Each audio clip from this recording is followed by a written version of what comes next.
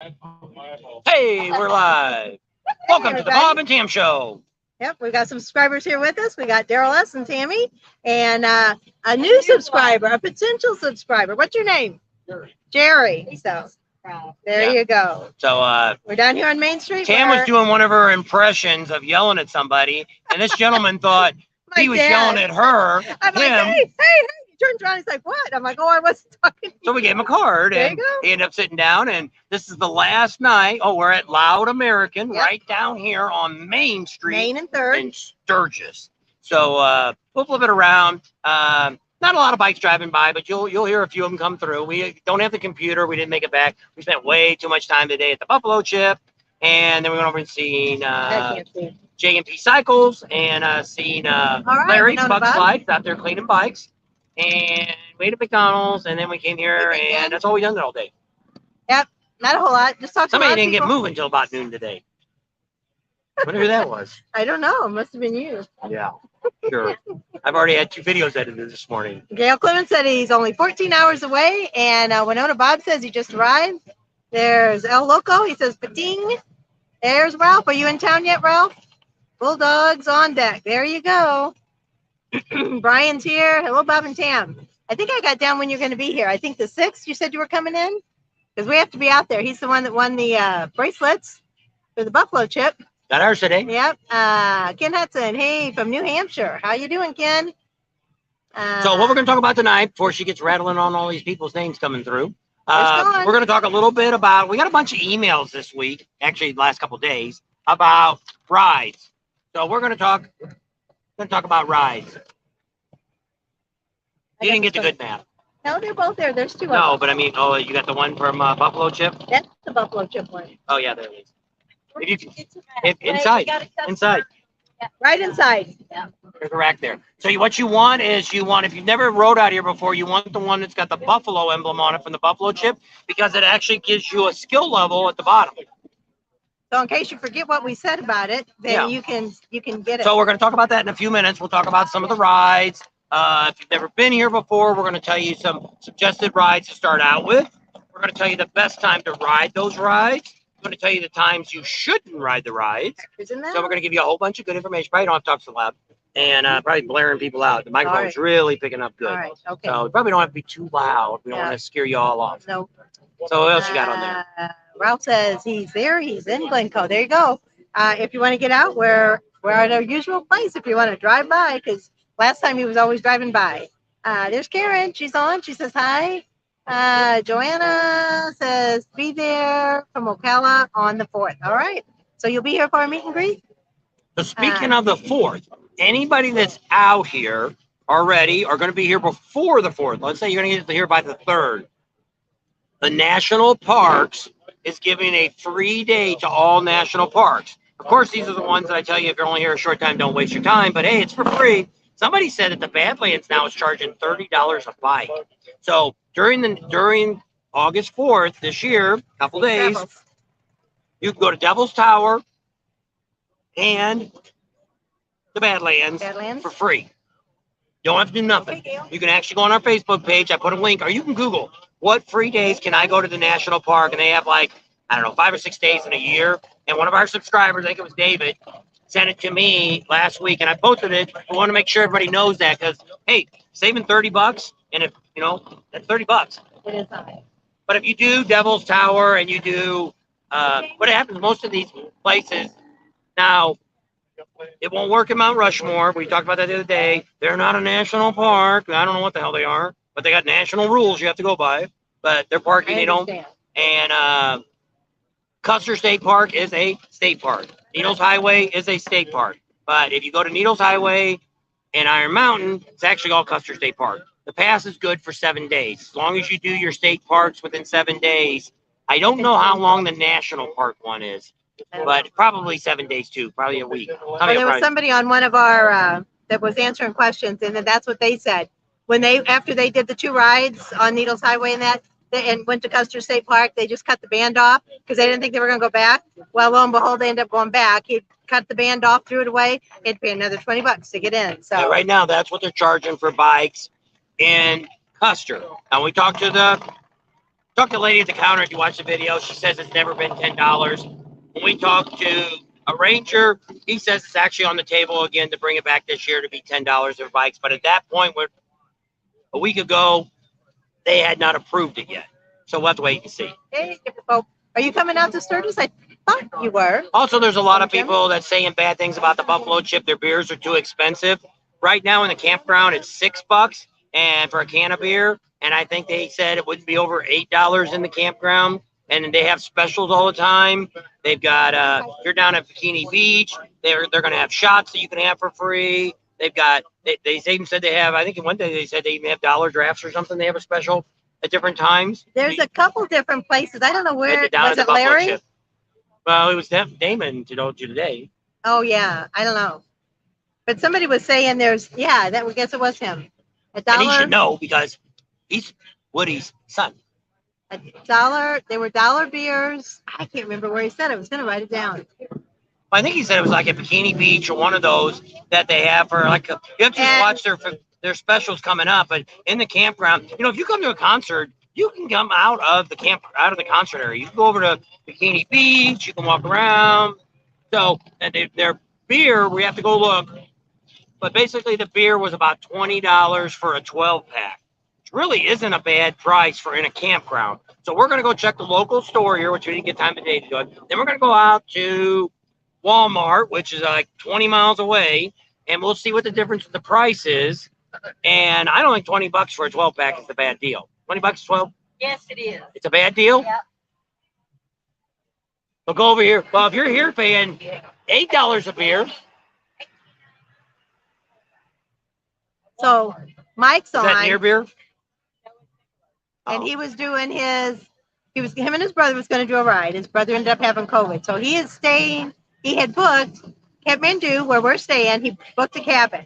And if anybody last minute wants to come out and you don't have a place to stay, contact us. We'll get you in touch with Mike and Mike Campbell here, and he'll give you a deal on his cabin. What's the date? So the 2nd through the 14th. 8th. 2nd through the 8th. So if you want to come out, let us know. We'll get you in contact with Mike, and prayers for his brother that he gets better and recovers. Air conditioned, shower, yep. Microwave, coffee maker. Should have the big bed on the bottom and a bunk on top, a smaller bunk like a twin on top, like a queen size on the bottom. We stayed in there before. I thought they were talking to me. I didn't know what they were talking about. Oh, there it is. Yeah, dollar drafts and dollar hot dogs. That's what it is. It's right there at Bikini Beach. And you get $1 hot dog and $1 draft. How about that? Not this year. Okay, Jeffrey Pope. I know we had talked to you a few times, but I couldn't remember. So I did not get a margarita. I don't like tequila. I don't know. Rum's my drink of choice, but I don't. When I was not with him the other day, it was because I had stomach issues. And I don't know if it's because I ate something too spicy or the night before I'd had a soda, and I normally don't drink soda, and I drink it real late at night. So it was probably the combination of all that. I was okay. It's just my stomach was killing me. And I thought walking around in the heat, I didn't really want to do that. So anyway, that's why I wasn't on or why I didn't go. I was just like, I'm okay. A couple people texted and asked if I had the COVID. I said, no, just my stomach. I've got a sensitive stomach anyway, so whatever it was. Yeah, can't eat no more spicy food. And like I said, we really don't drink a whole lot of soda either. So we're going to be telling you about, we went out to the Buffalo Chip today, and I'll give you guys a little tidbit of information, because if you want to come out here next year with us, and if we get the Buffalo Chip set up, which we really probably won't know until after the rally, a couple days after the rally, we're going to sit down with them and kind of go through it all. They said the Full Throttle Saloon paved. Oh, yeah. They paved it. The Full Throttle Saloon's all the way up to the stage. No, it's concrete. Well, it's not paved. Well, concrete. It's still paved. We already announced that on my live. Oh, well. You missed it. They're just letting you know, too. He went to go get some T-shirts. There's Greg and Gwen. They'll be here on Wednesday. They're in Oklahoma, arriving Thursday. So, okay. Safe travels. So we went out to the Buffalo Chip. A lot of campers already out there, a lot of tents. And you might say, hey, it doesn't open till tomorrow. Well, actually, you can get out here up to 2 weeks in advance, but you have to pay a daily fee. Well, I look at it as tomorrow morning, you're not, basically, if you don't pull up here tonight and get in line, you're going to be probably sitting out there for hours trying because to get at 7:30 they cut you off. They don't let anybody else in after 7:30. So if you're not there early enough and don't get 7:30 in, to 7. yeah. Oh, it's a 7. Okay. 7:30 in the morning, they open the gates, start checking people in. At 7 o'clock at night, they lock the gates, and nobody that doesn't have a wristband, or you're bringing your RV in. Now, if you got a motorcycle and you got a wristband, it's okay. But after that, you can't, even that, because the box office closes. Yeah. So and that's it. They'll at 7 o'clock or whatever it is. What you can do is, which I think, which I'm not quoting, don't quote me on this. I think it's $50 a day extra to come in. But to come in 2 or 3 days early and get a shade spot if you got a tent is priceless. But, nope.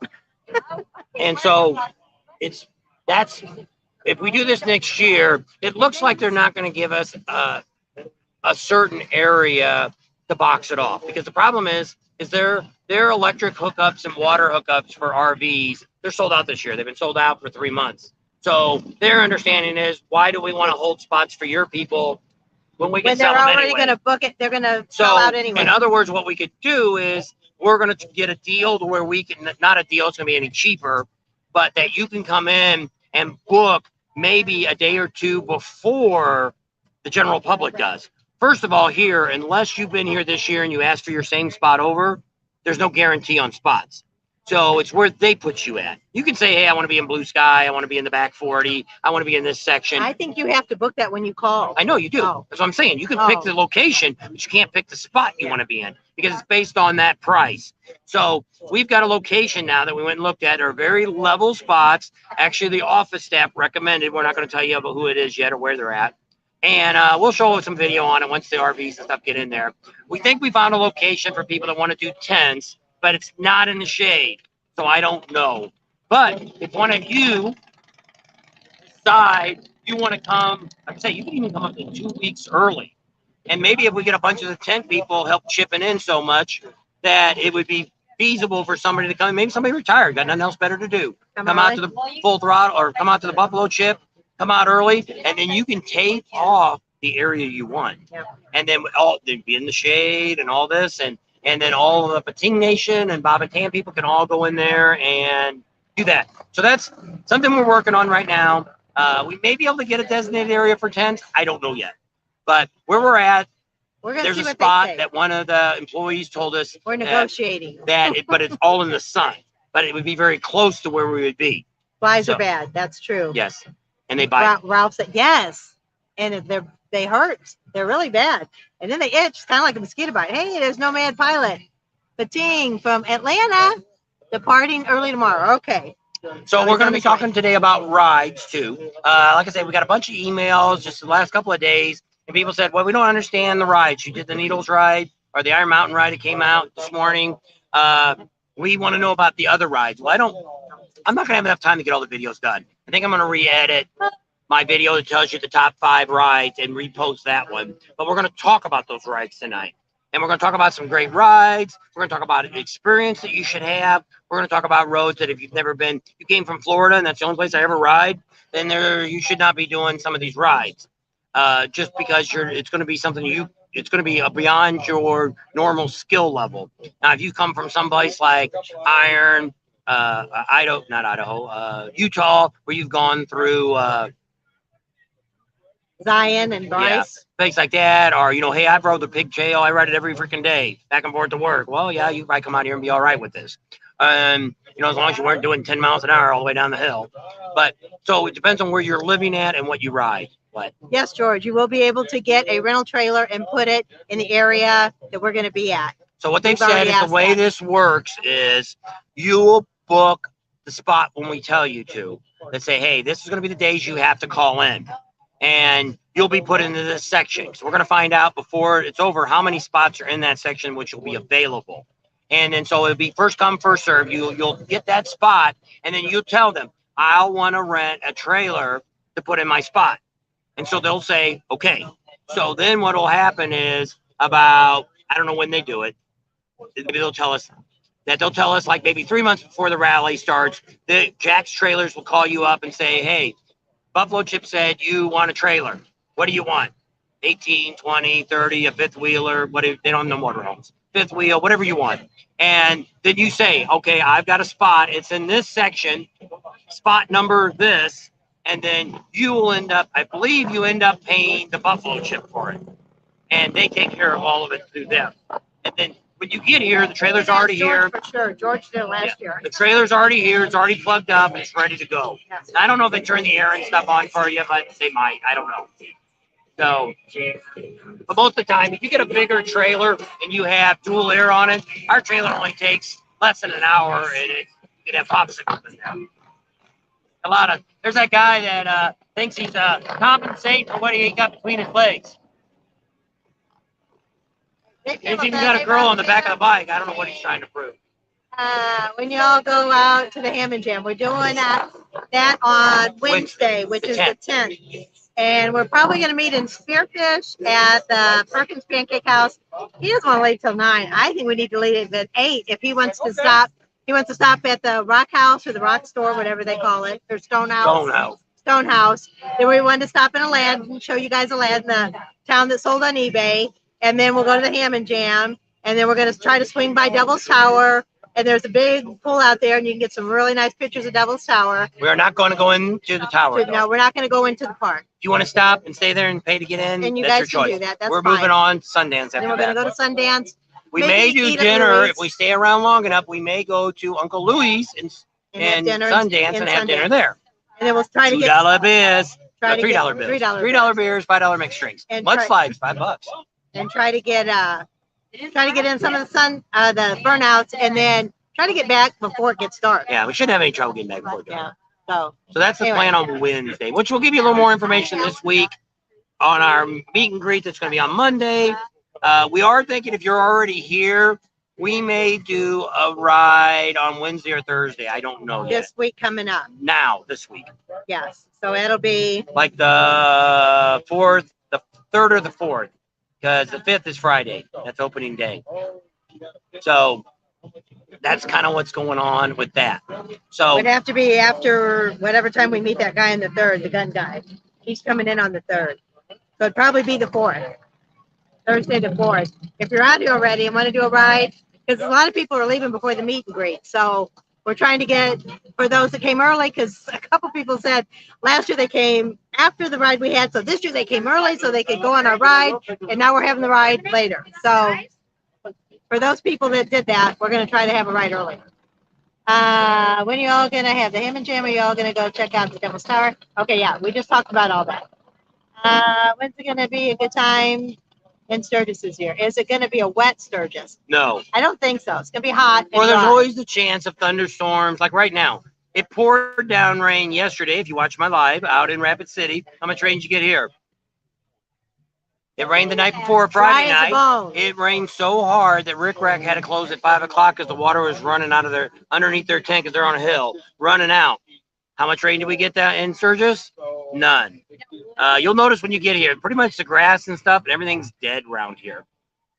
So we can hear you loud and clear over the bikes just fine. Yeah, I figured that. It's probably talking way too loud. Yes, you are. Okay, fun time, he said. So we'll start talking about some of the rides. So if you've never been to the BlackHills, never been to Sturgis, and you're like, what are some good places that we should ride to? Well, the nice thing about once you go to the BlackHills, which is heading towards, I guess that's to the west because the sun's starting to set. So I would say that's to the west, the BlackHills. Rapid City, you go out to Rapid City and you head west there, you're going to start going into the BlackHills. That's where all the good riding is in the BlackHills. So, you know, there's people that go to the Devil's Tower. There's people that go to the Badlands. That's a lot of flat riding. Going to Devil's Tower, when we do our ride on Wednesday, you'll see that going to the Hewlett, there's some twisties there. I don't think there's any switchbacks, but there's a handful of turns and stuff, some hills to go up and down. Oh, got a super chat. That's the owner's daughter, Trinity, at the Dungeon Bar. She said she used to be a Blunt girl. So thank you, Brian. $100 for Charlie's vet bill. Thank you.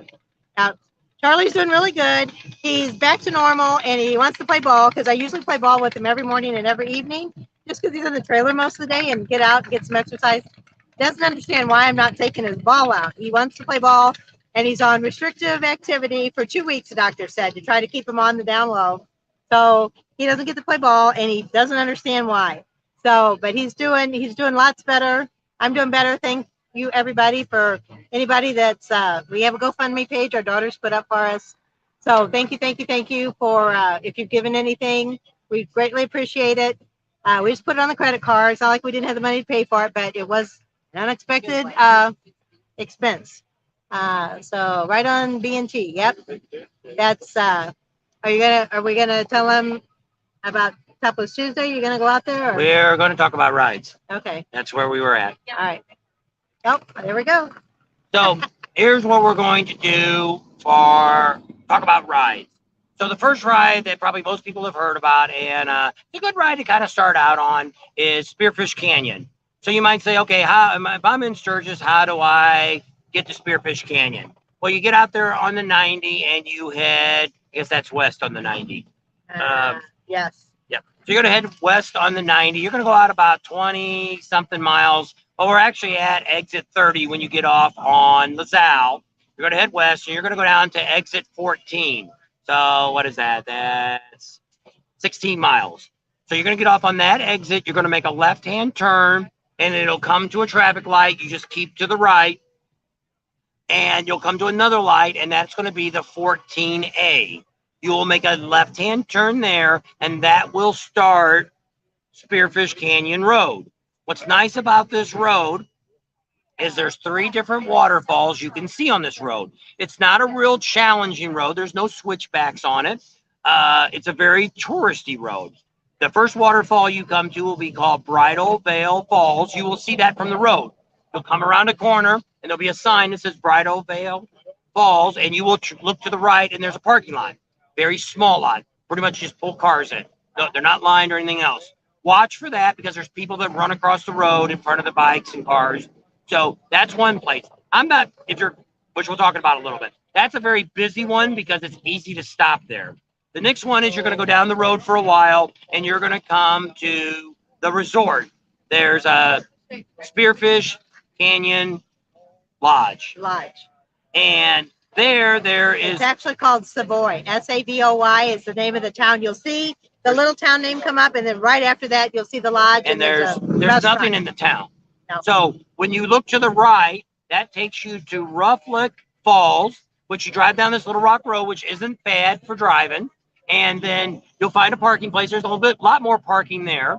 And it's a nice paved walkway down to the waterfall. And it's an average size waterfall. It's pretty nice. It's a nice walk. You walk across a couple of little streams and stuff. She's done it. Easy walk. Now, the other one is right across the street, and it's called Spearfish Falls. A little bit more of a walk. Wait for the bikes to go by.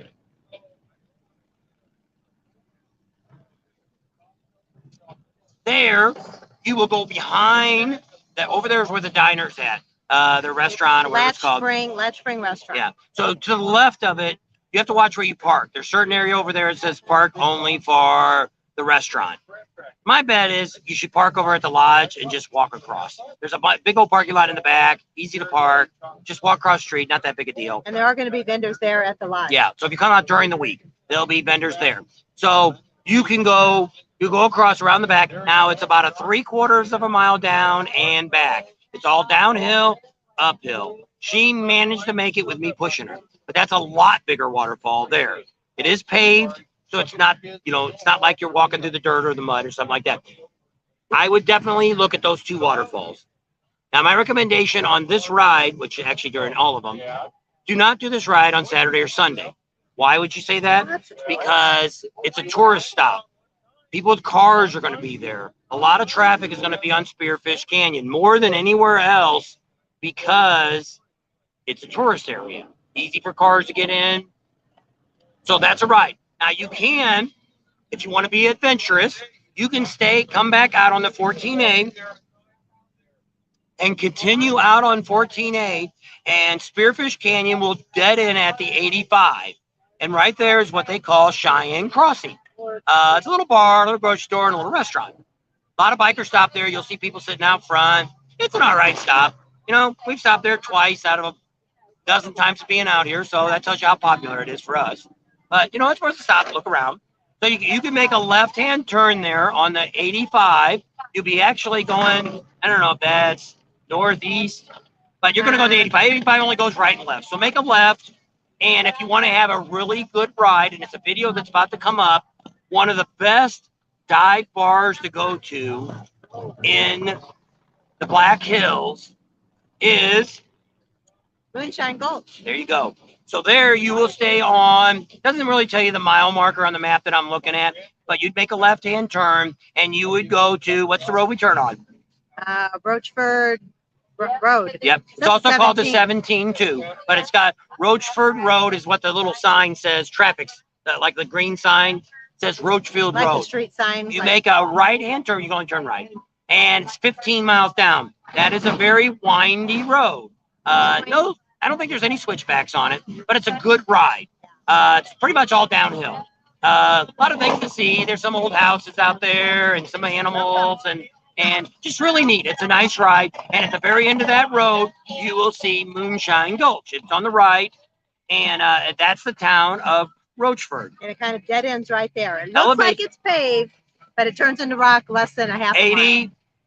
The elevation there is 5,300 feet. So you're up a little ways, but it's just a really cool ride. It's a great little bar. Now, the lady that's owned it for 30 or 40 years, she got cancer. She sold it. If you watch the video that we'll have up, Rochford. I think I already got that video up on Rochford. If you go back and look for it, we talk a little bit about that, about Rochford. And if you've been out there before, you met her. She's a real cute little lady. Her name's Betsy. And there's a box inside the bar now. And if you want to write a letter to Betsy and wish her good well wishes, you know, since she's going through all of her treatments and stuff again, you can leave her a letter. And they said she loves to get letters from people that have been coming out there for years. If it's your first time, you can still write her a letter and tell her, I didn't get to meet you, but the place is great because she's had it for a long time. So in that bar, from Japan on. So there used to be a hamburger bar only. Now they've got other food. What's the other food? They've got brisket. They've got barbecue, I think now too. But they're supposed to have like the best hamburgers ever. We had hamburgers when we went out there. They were really good. And it used to be a beer bar only. I don't know if they had it with hard whiskey. I didn't see any. It's probably just still beer and soda. That's and all they got. there's a little, there's post office. There's an ice cream stand. There's not much. There's like 4 businesses in this little town. There's another Irish little pub, but that's never been open, so I don't know what that is. So bad news is it looks like you could go left or right. There's actually a sign that tells you have 14 miles to the 385. I end up talking to somebody who's watched the video already know. We talked to one of FedEx, and she's like, those 14 miles is like driving 50 miles. It's all up and down hills. It's rough gravel. It's more off-road. So your best bet, which we've always done, turn around and ride back up to the 85. So that's a great ride. 50 miles down, 50 miles back. Great ride. You can also continue when you come out of there. You can make a right-hand turn, and you go into lead. You can swing around, and it'll take you into Deadwood, and then you can take the 14A, and that will bring you back into Sturgis. So what we just showed you, it's going to be tough because the computer's so small. See if you can. Let's see. So here's Spearfish. So we were down, here's Sturgis. So we went down the highway.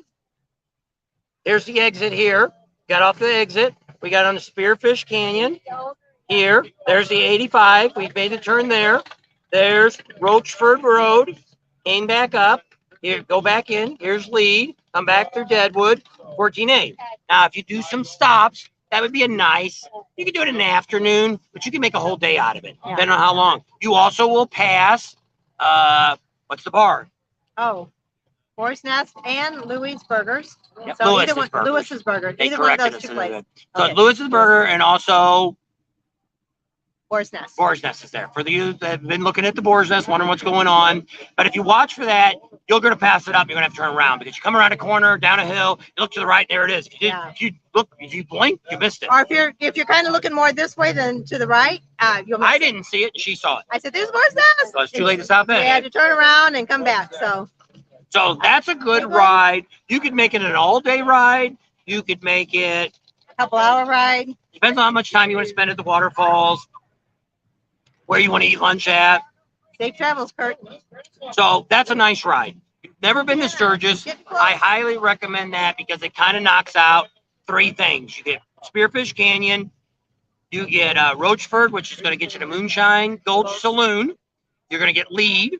Not a whole lot of stuff to Lead, but it's neat to drive through. There's a few places to stop. Yeah. And then Deadwood, of course, you always want to go to Deadwood. But it's a good way. You're coming in the back way. Park down there on Main Street. It's all blocked off. Motorcycles only during the rally. Start on Friday. And you always find a place. We never had trouble finding a place to park. And it'd be a good ride. So that's one of the rides that we recommend that you do. So that's one ride. That would be if you've never got a lot of experience, or like us, Moonshine Gulch, we've only done it twice. But Spearfish, we probably have done every time we come to Sturgis. We've always done Spearfish. We always go to Deadwood. Some of these other rides we're going to talk about, we've done too. Now, there's a lot of really great rides that we'll talk about towards the end here, that we'll talk about rides that you wouldn't think about riding on. Roads. You wouldn't think about riding. Yeah. So a lot of people say, hey, what else is there here to do? Well, there's a bunch of great little rides around here that you can do. One of the ones is you can do what we call, which I'm not calling it, that's what they call it, Vanocker Canyon Road. You might say, where the heck is that at? Well, when you're in Sturgis, there's 2 main roads here. One's called LaSalle, and the other one's called Junction. Both of those will end back up at the 90. So if you're coming from the west, you're going to see LaSalle as the first exit. If you're coming from New York, East Coast, Sioux Falls, you're going to see Junction first for Sturgis exit. There's only 2 exits here in Sturgis, main exits. So depending on which way you're going. So that Junction exit, if you would go away from town, that is Vanocker Road. You guys Canyon. drink Bloody Marys? Oh, you guys, this is your first time out here, isn't it? And Louis. Oh yeah, Louis has Bloody Marys. He says he guarantees to get the best. Uncle Louis Diner. Yep, that's a good place to have one. Probably $5. Probably. So another great ride that you can do is this Vanocker Canyon. Now, what you can do with this is a couple of different ways that you can ride this ride. Uncle Louis. If you want to do a fun ride and have a bunch of different types of roads to ride on, here's what I'm going to recommend that you do. You're going to get on the 90 coming out of Sturgis, depending on where you're coming. You haven't had one yet? And you can get on 90 either way. So you're going to get on Sturgis, and you're going to stay on the 90 till we get into Rapid City. Was it expensive? And we're going to get off on... If you want to, you probably need to move because they're probably hear both of us talking. Yeah. So you want to get off on the 57 exit. 57 is actually 16. That's actually also turns into Mount Rushmore. Is it Boulevard or Drive or Road? Mount Rushmore Road, I think. Yeah, I think it's Mount Rushmore Boulevard. So you go down to 16. And what you do on that road, let's see, I want to end up over here. So you want to go down to 16 and you want to turn, when you come off the highway, you're going to come to like the first traffic light at exit 57. And it's going to say it's the 44. You make a right-hand turn on the 44 and stay on the 44. I think it's also called Deadwood. Could be. And you stay on that. And there's a couple different ways you can go. You can stay on that, and then it will turn into the 231 and the 234, and that's going to take you to Box Elder Creek. Now, Are y'all writing this down? Well, you can also look at the maps and see this. Maybe we'll color it and put it on Facebook. Maybe we'll do a YouTube and show you it and color it in. But the way I like to go is just to stay on the 44. It's nice and windy, and it's going to bring you to an intersection that's going to be called Johnson Siding. You make a right-hand turn there, and that's 173. That's where all the bridges have been out for the last 2 years. They're all back up. And you stay on that road, and you're going to make a left on a road that's going to take you, it's the 26, it takes you into Nemo. Nemo's a great little town. What's the place we eat at Nemo? Branding Iron. Branding Iron. It's behind all the other places. You go in there and eat. Branding Iron has events all day long. A lot of people say Mama's Place, and we did drive by Mama's Place. We've never been there, but if you go a little bit further, behind there's like a campground or something right there. You have to go behind that. It's off the beach. It's You can't see it from the road. You got to turn back to it. But if you're coming from this way, it'll be on the left-hand side. After you pass Mama's place, you'll see another building. It's like a campground kind of thing, and it's behind that, the branding iron. Okay, so when you go through Nemo, what you're going to then look for is right after you get out of Nemo, you're going to see Vanocker Canyon Road. It's also called the 26, the 135. It's actually the green sign says Vanocker Canyon Road, Vanocker Canyon. That's the way I like to go because once you get close to Sturgis, it's about 20, no, let's say it's 12 miles there and it's about 5 miles more. So probably less than 20 miles total. But once you get about 8, 9 miles from Sturgis, it's all downhill. A nice gradual climb. You don't have somebody in front of you like on the video that I just did on Vanocker Road, some motorcycle, pulled over a couple times, still caught up with the guy.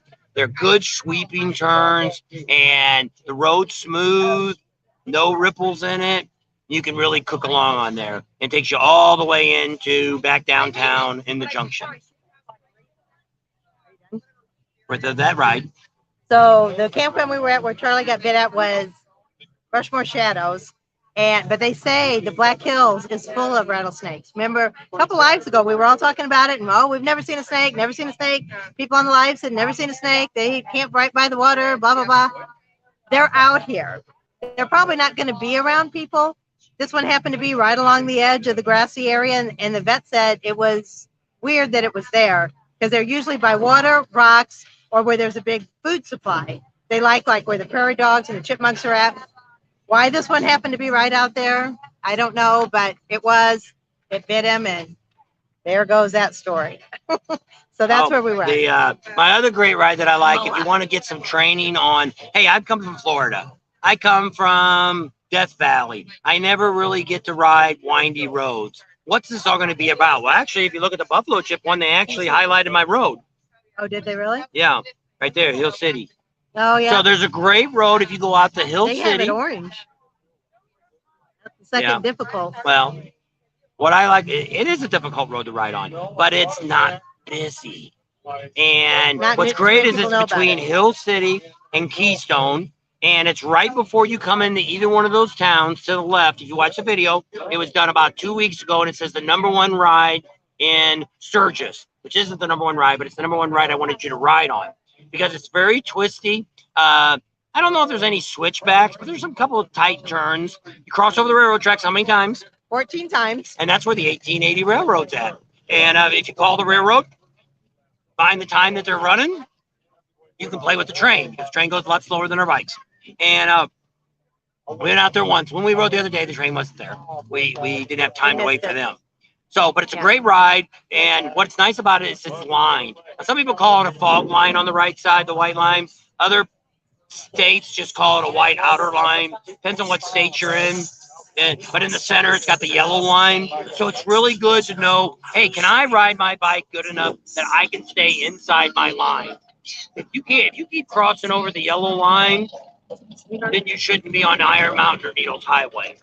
That's what it did. But the original map that came out here does not highlight that ride, which is called the Badlands Tourism Association. Well, this one says the same thing, but it's endorsed by the Buffalo Chip.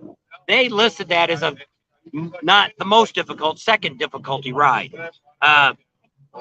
Once again, it's a good way, and what's nice about it is it's only 10 miles long, and you could spend a day out there. You know, you can ride over to Hill City or Keystone, either way, stop, have something to drink or have something to eat, then go ride it again, ride it several times. And it's even during rally time, it's not that busy because 80% of the people out here have no freaking clue it's even there. We got told by locals that it was there. Well, now it's finally on the map, but I'm going to assume the average person probably wouldn't pick it up.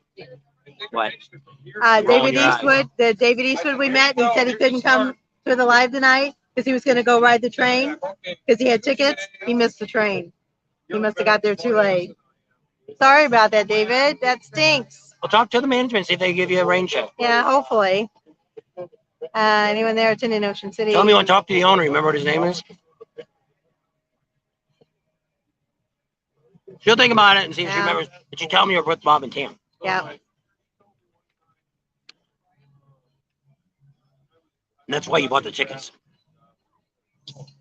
So those are 3 good rides. Now, oh, they said you could also from that ride stay on the 40 and get back to Rapid City.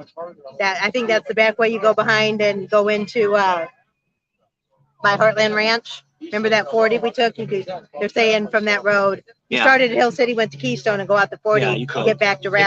If you're in Rapid. But if you're staying in Sturgis or Bellevue's or someplace like that, you may not want to go to Rapid. So there's a lot of these rides. Like when we're in Rapid, we go out to 79 almost on everything. So let's talk about some of the rides that are down at that end of the world, which is Custer State Park, Iron Mountain. Nate at the train. David, Nate, ask for Nate. Tell him you're with Bob and He's Tim. only at the Hill City station. You have to go to Hill City Station, talk to Nate, tell him you bought your ticket because Bob and Tam was talking about the train, and is there any chance he could give you another ride on another day during this time while you're here? I don't know how long you're here. Hey, Danny. So we've already done our ride on Custer State Park, and 1880 train. We told you can watch the video, but we'll talk a little bit about it. Now, we like to come in the back door. Everybody likes the back door, right? Some of us do. And so you come down the 79. There you go. I wouldn't know where to go without you guys. Oh, Thank you. Give me a sticker. Thank you. Take a picture. Have a great week. Wait, Wait. We'll get a picture. picture time. Come on. There's my glasses off. No, I'm gonna take my glasses off too. Ready? Don't There we try to go. promote her business. There you go. What's your business? Medical massage therapist. Where you Are at? you going to be here? Sturgis, Minnesota. Okay. Okay. There you go. Anybody Oh, gosh, in no, Minnesota? I'm on vacation. Oh, okay. I thought maybe she had a booth here. Okay. So Custer State Park right now they're charging $20. The same $20 is good for the Needles Highway also because it's part of Custer State Park. And as long as you do it in 7 days, you can get it all done. So if you That's do Custer State Park, we recommend coming in 79 down to the 36 and coming into the park that way. There's 2 entrances you can come in to Custer State Park. We like coming in that entrance there, and we make the loop. Now, the bad news is they've moved all the bison to the west side of the park. A lot of you watch my video, and they're like, oh, did they put them in that stables? No, you didn't watch the whole freaking video. The end of it showed you where the buffalo was at, bison. And so if you didn't want to ride the whole park, which there's some switchbacks in there, and some turns and stuff like that, but most of it's just right. It's just nice to look through, a lot of greenery and things like that. Well, the east side of the park where the bison have always been, since we've been coming out here for 20 freaking years, they're not there. The grass isn't growing so well, so they pushed the whole herd to the other side, the west side. So if you actually come in the other side, where you would have to go down the 16, if you came my way, 16A turns into the 87, and it comes down to the Blue Bell Lodge. If you turn there and go to the park that way, still cost you. If you didn't pay He's it, reading all this over on the map. That's why he's not asking me for all the questions. And right there, the bison were within the first 3 miles. We've seen most of the herd. Now, we recommend if you're going to go down and see the bison, you should be in the park before 9 a.m. If you wait too much longer, lunchtime, things like that, the bison start to separate and you won't see them all together. Like on our video, there's probably close to 1,500 of them, plus or minus 2, that were there. So it depends on what you want to see. So right direct, you can talk to George. He did the Jack's Campers last year. So he can tell you what he liked or didn't like about them. I think they were pretty good. I think he was happy with them. So what else you can do out of that, since you're down there at that end, come back up. If you came the way I told you to go, you go back up the 87, go back to the 16A, come back to the entrance that we told you to come in for Custer State Park, and to the left, you will see Iron Mountain Road. Why do you want to start at this end? Because if you're like the other 80% of the people that have no clue what's going on, if you come from Hill City or Keystone, the presidents are going to be at your back when you go through the tunnels, which ruins the whole experience. So come from Custer State Park, come off the 36 and catch Iron Mountain there. That's the way you do it. Now, Iron Mountain and Needles Highway is the most difficult rides in the state that you're going to find. So if you're not experienced, you shouldn't go on these rides. Yesterday, I don't remember if it was Needles or Iron Mountain. A guy hit an animal, a deer, I believe, and had to be airlifted off.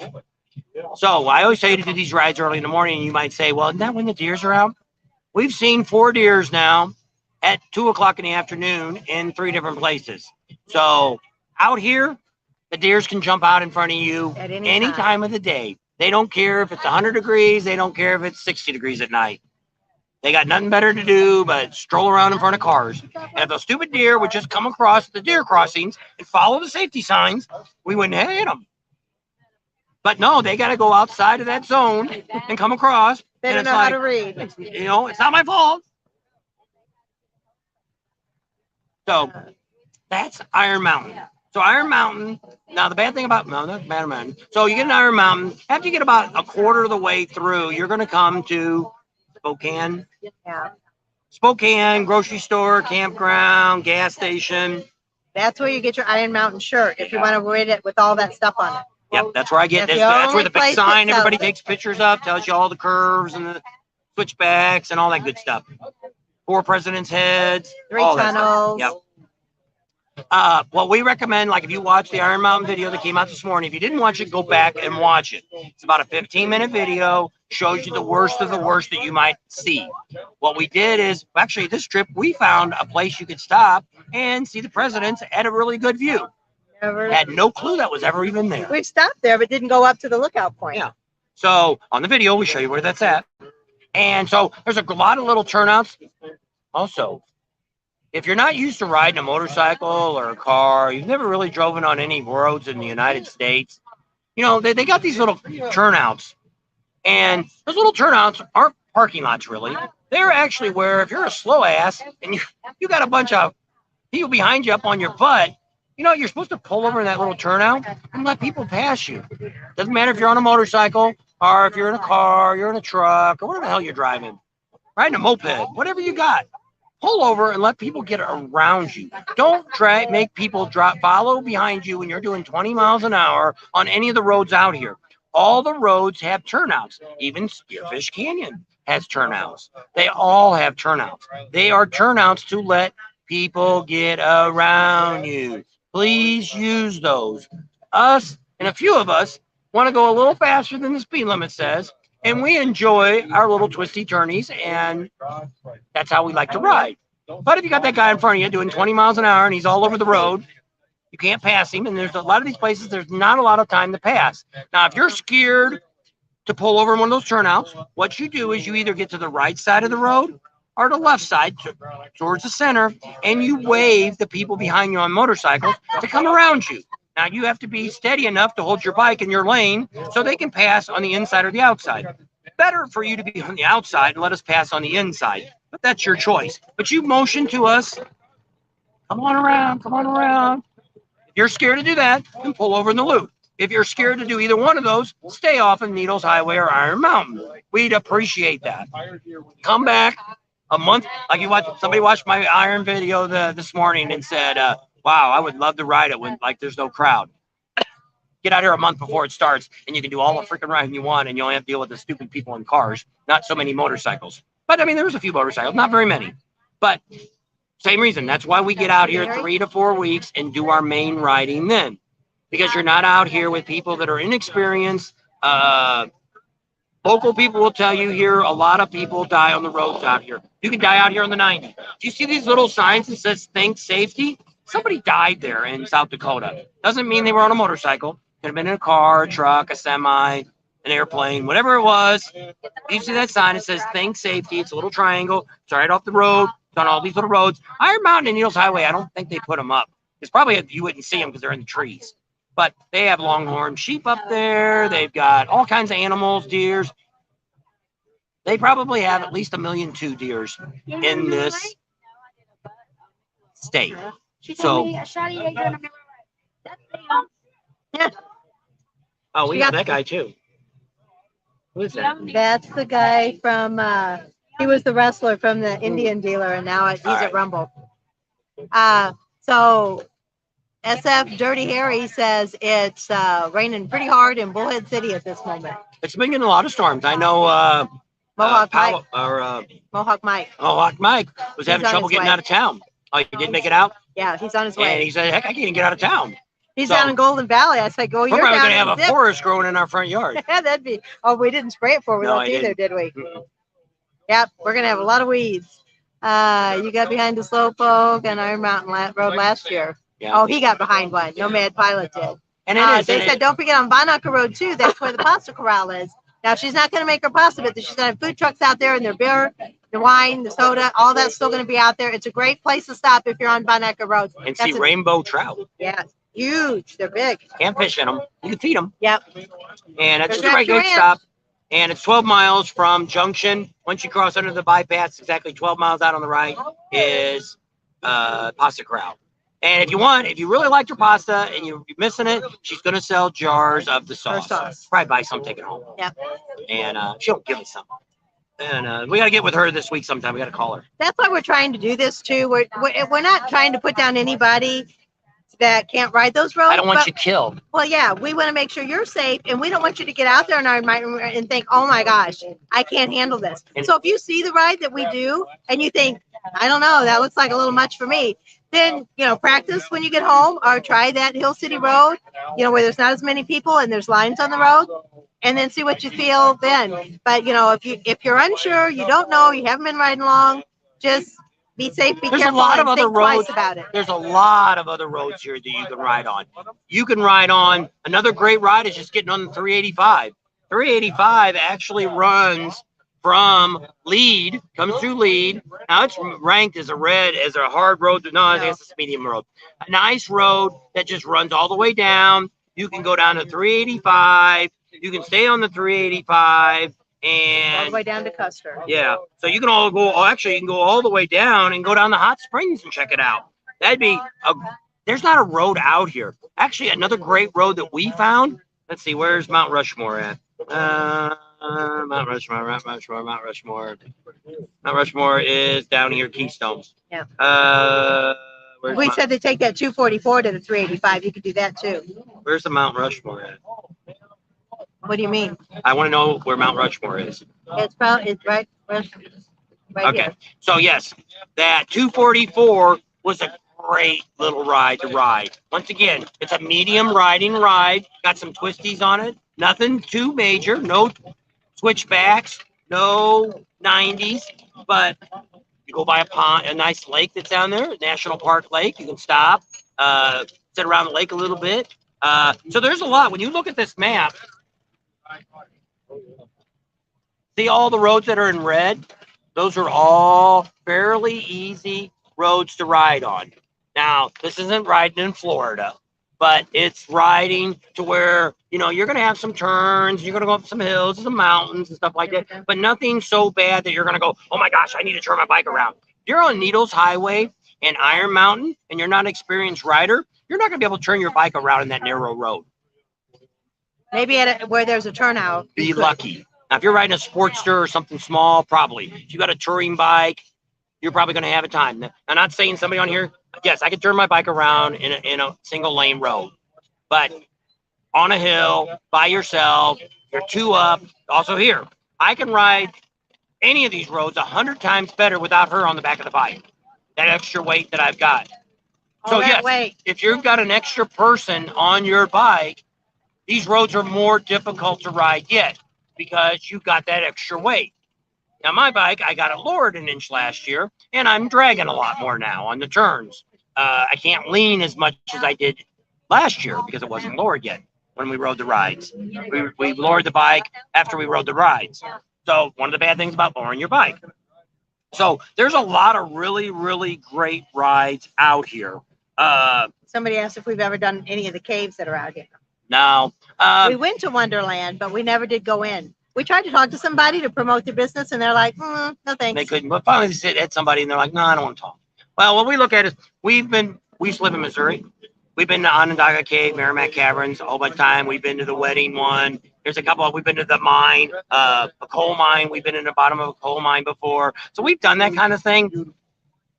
I'm not really interested in that. Although if it's really hot outside, it's a nice place to pull off. Now, I don't know if the road's got any better.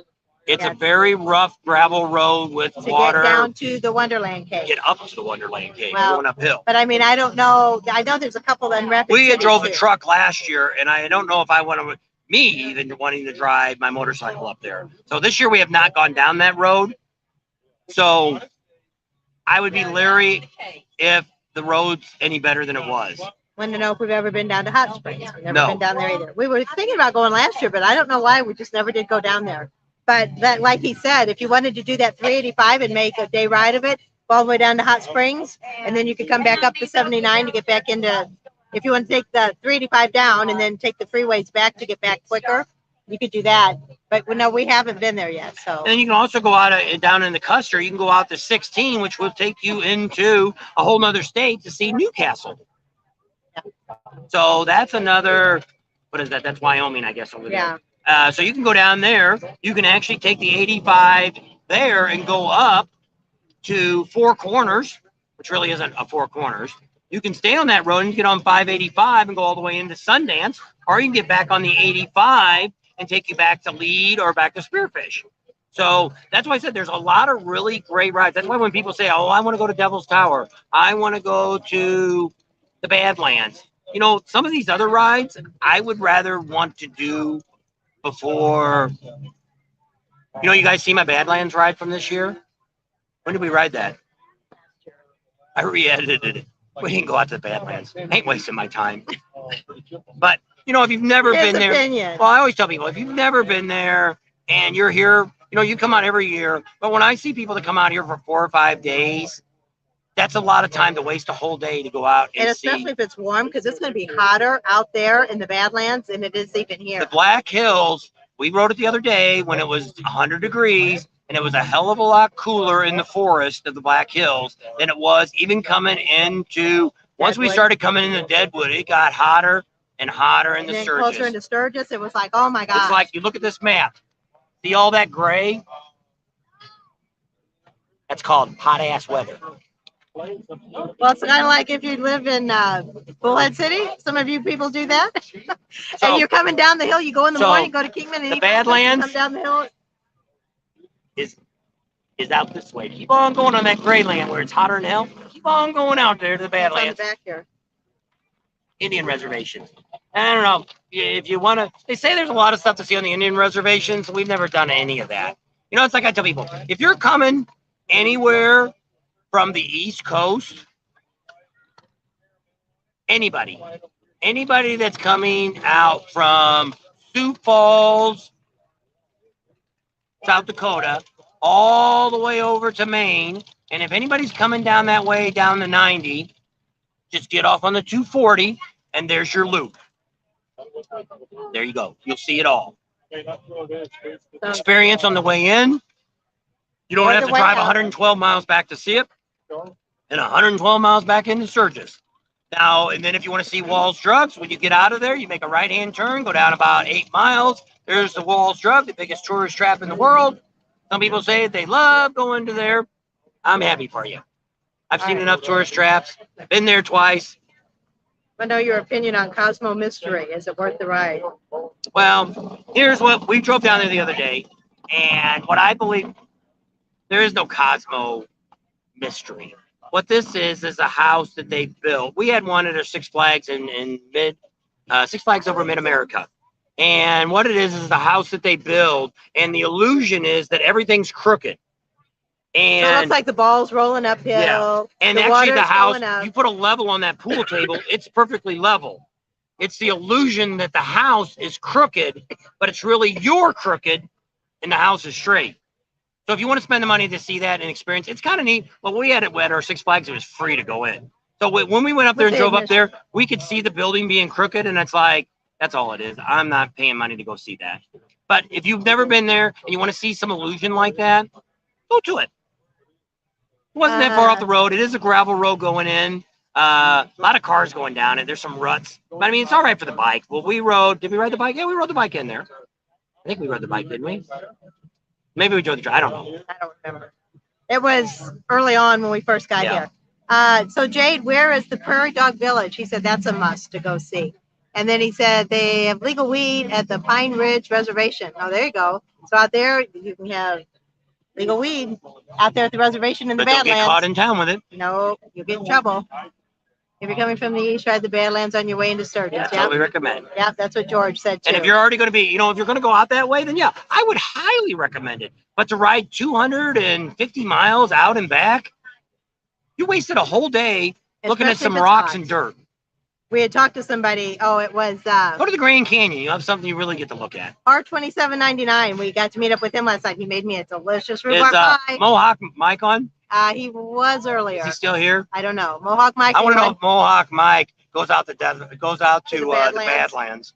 Well, it's like We have the Badlands in our backyard. we do pretty much. Well, we actually had today. We had Larry from Bug Slide was on, and he said, "You want to see some real Badlands? Go to California and go through San Bernardino. You'll see what real Badlands are." Well, I wanted to know why they called it the Badlands, but the Indians called it that because Yeah, we got another gentleman here says, "If you want to see the really Badlands, take a cruise through what'd you say, Seattle, Washington. They've got a real scenic view there going downtown, and you can see all the badness you want to see in our country." And he lives there, lives by it. He had. I think did you have to drive through it to get here? No, go around it. It's like Chicago. Better to go around than go through.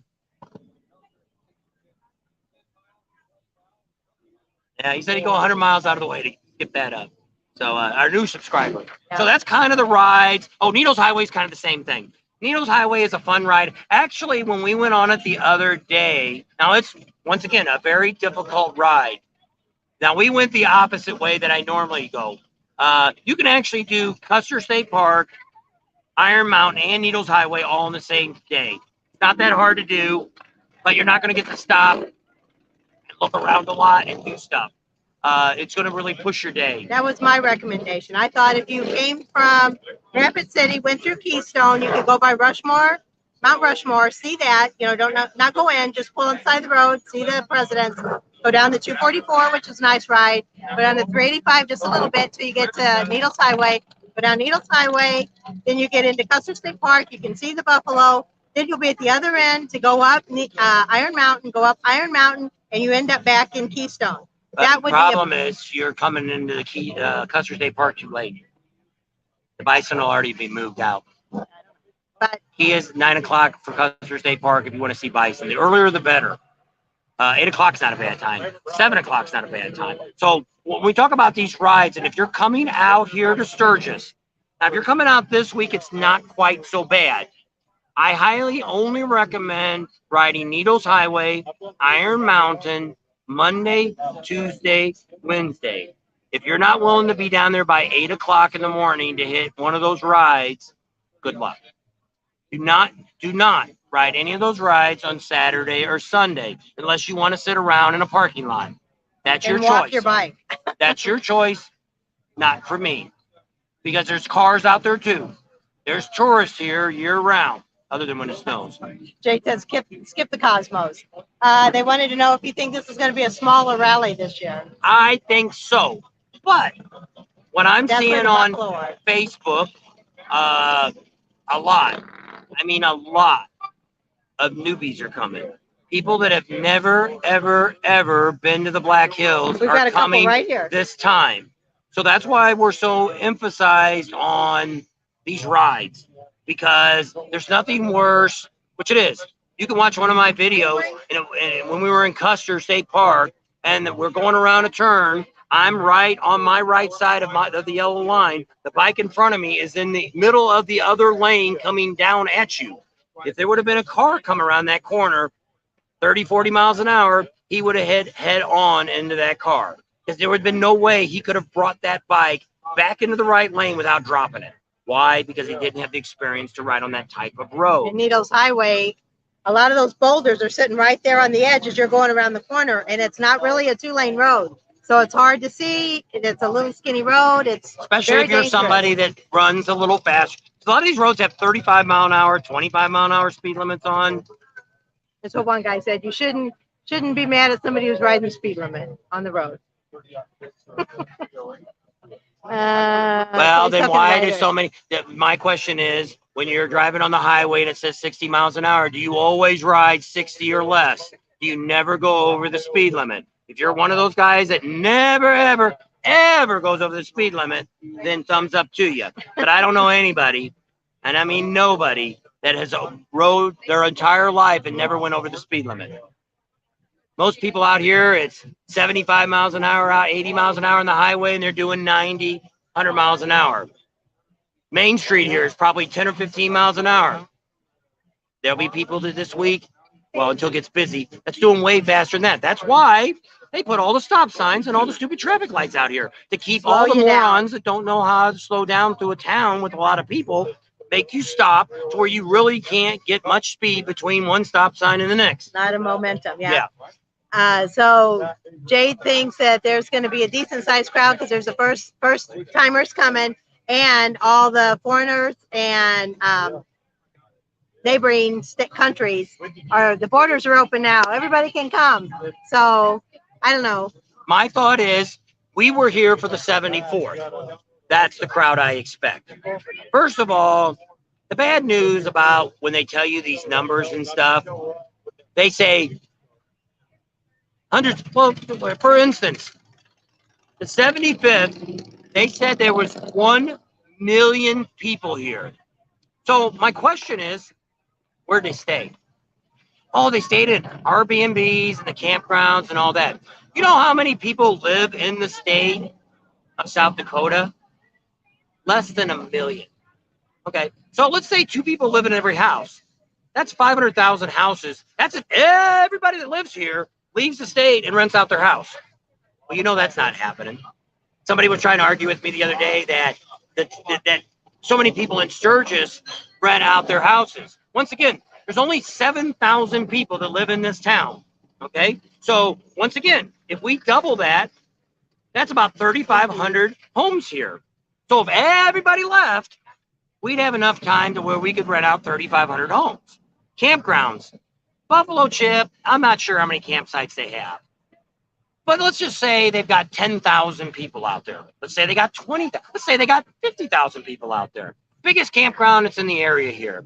Campground that he's probably in, lucky if you got 100 people probably out there. Average campground out here, Kathmandu's a pretty big campground, maybe 200 people out there. And I'm not saying RVs, I'm saying people. So this year we're going to count the strip out here because everybody's telling me, oh, there's going to be one lady figured about 3,000 to 4,000 bikes that's going to be parked on Main Street. I'm predicting less than 2,000 will be out here, and we're going to count them all and give you a report because what I believe is happening, because once again, drinking soda, she's drinking water. We really don't, most of you watch us, we don't really drink. And what do we do more than anything else is we observe everything that's going on out here. Just like Deadwood. There's not 5,000 people in Deadwood at one time. I don't care what's going on out there. It's not that big of a town. I always say, think about if you've ever been to a national football game or a national baseball game, and you see 50,000 people come out of the stadium and see how bad that traffic is. Have you ever seen that many people here? Maybe at the Kid Rock concert, we've seen a lot. They say there might have been 120 out there. Is anybody counting? No. So we really don't know. But if it's like Daytona, which a lot of you already heard me preach about this, Daytona said they had 150,000 people. And I said, City, how did you figure that out? Because of the hotel rooms. There's 17,000 hotel rooms in Daytona. Well, there's St. Augustine's. Do you think St. Augustine's has more hotels than Daytona has? No. Maybe Orlando. But do you know how many hotel rooms are in Las Vegas? Probably the place that has more hotel rooms than anywhere else in the United States. You know how many rooms they got? 150,000. So maybe if there was 2 people in every room, you could have 300,000 people. Now you're telling me the crowd that's here in the BlackHills is bigger crowd than what Las Vegas would be sold out? Not going to happen. Not in a million years. So why do they do this? Because if we told you there was only 50,000 people here, are you going to pay $2,500 for that cabin next year? Are they going to be able to charge $10 for a beer or $8 a beer or 10, whatever they're charging? No. Because people would say, well, there's nobody coming. Why do I want to be here? Well, can they charge the vendors more money? They said Antifa's 100,000 plus people coming. Yeah. There was 6 here last year, or 8, whatever it was. I think They it's weren't even like Antifa. The same people that tell me that there's 500,000 people that were here last year are the same people telling me that Antifa was here last year. We know the stupid kids that were here, and there were stupid kids from Rapid City that did stupid stuff and got fired from his job, and they had an Antifa flag. Amazon, $9.99. At least last year it was. So Jade said they had 4,500 people for the Shinedown concert in Deadwood, and it was packed. So yeah. But how do they count that? I don't know. It said, So they could say ticket sales. Take a breath. They could take a ticket count, but does everybody show up that have gotten tickets? They give away free tickets. You know, probably an average venue, just like a Buffalo Chip, they give away free to certain groups. They give away free passes. Now they might send some company like, let's say it's Progressive, that's doing a lot of sponsoring. They might send them 1,000 wristbands, but maybe 100 people show up. Well, they're going to say, Says you're preaching to the choir. there's 1,000 people there. Well, that's how many bands they had. Doesn't tell you how many. But see, it's just like the Buffalo Chip. They will not tell anybody, even the staff that works there, has no idea how many bodies are in that campground. Could be 10,000, could be 5,000, who knows? And this is my opportunity. What? So don't forget to stop by Wyatt's Lemonade Stand. His dad was on. They said they're closing up for the night, but they'll be open tomorrow at noon. So if you're out, it's right off the 90 in between Sturgis and Rapid City. If you're going out either way, either 40 direction. and 46. 40 and 46 exit, Tilford Road. You can't miss it. Great place to go. Make a donation. We have a challenge out there, the Bob and Tam Challenge. So if you donate any money, 100% of that money goes to St. Jude's charity for kids. And we're going to try to beat all the other challenges that are out there. So that's what we're going to do. Somebody wanted to know my Badlands story. So the Badlands, the Indians said why they called it the Badlands, because around the area, there wasn't any place. They were running out of water and animals and food. And so they would go into the Badlands. But every time they went into that area to look for food or water, something bad always happened. So the Indians started calling that area the Badlands because every time they went there, something bad happened. That's the story. Maybe that's why the Death Valley is called Death Valley, because everybody went there that died to death. Died. Everybody went to Death Valley died. Yes, we've been in Death Valley at 127 degrees. If we weren't on the motorcycle, we probably would have been dead. Yeah. We thought we were dead Don't on the forgive us a motorcycle. thumbs up. Sun's coming in. Yeah, it is. It's getting you. We'll be at the Chip, and it'll be fun. Yes, it will. A lot of neat stuff. We were there at the Chip today. If I get time tonight, it's I'll find it up. I know. And so we've got, we were at the Chip today. We did and some what? filming. We will be there if your guys are coming in tomorrow morning. We will be there bright and early before the gates open at 7:30 and talk to you guys and get you on interview. Let me scoop my chair, get out the sun a little bit here. And we'll turn this around. So we'll let you look around when stuff's blown away here. We'll turn around and you guys can't, I can't turn the camera around. No, when I'm on streaming service, I don't have access to turning the camera around. And so I was going to show them a look around. It's when I turn the phone around, I can't see the picture, so it's never looking at so I can't do it on this one. So let's look at the comments since I don't know where she stopped. There she is. Do they still have spots available? I don't know where. Yes, there's campgrounds out here. The Buffalo Chip is sold out unless you got a tent or you want a boondocking area. Or Glencoe is completely sold out. Other than that, you can still get electric and water for RVs, tents, and all that. You probably could find a sewer hookup too out here. So yes, there is a lot of stuff available. I think even Kathmandu has some stuff available. We got a cabin available from the 2nd to the 8th. If anybody's interested, great deal. Is a Crazy Horse worth the trip? My opinion, no. Crazy, well, you can see it from the road.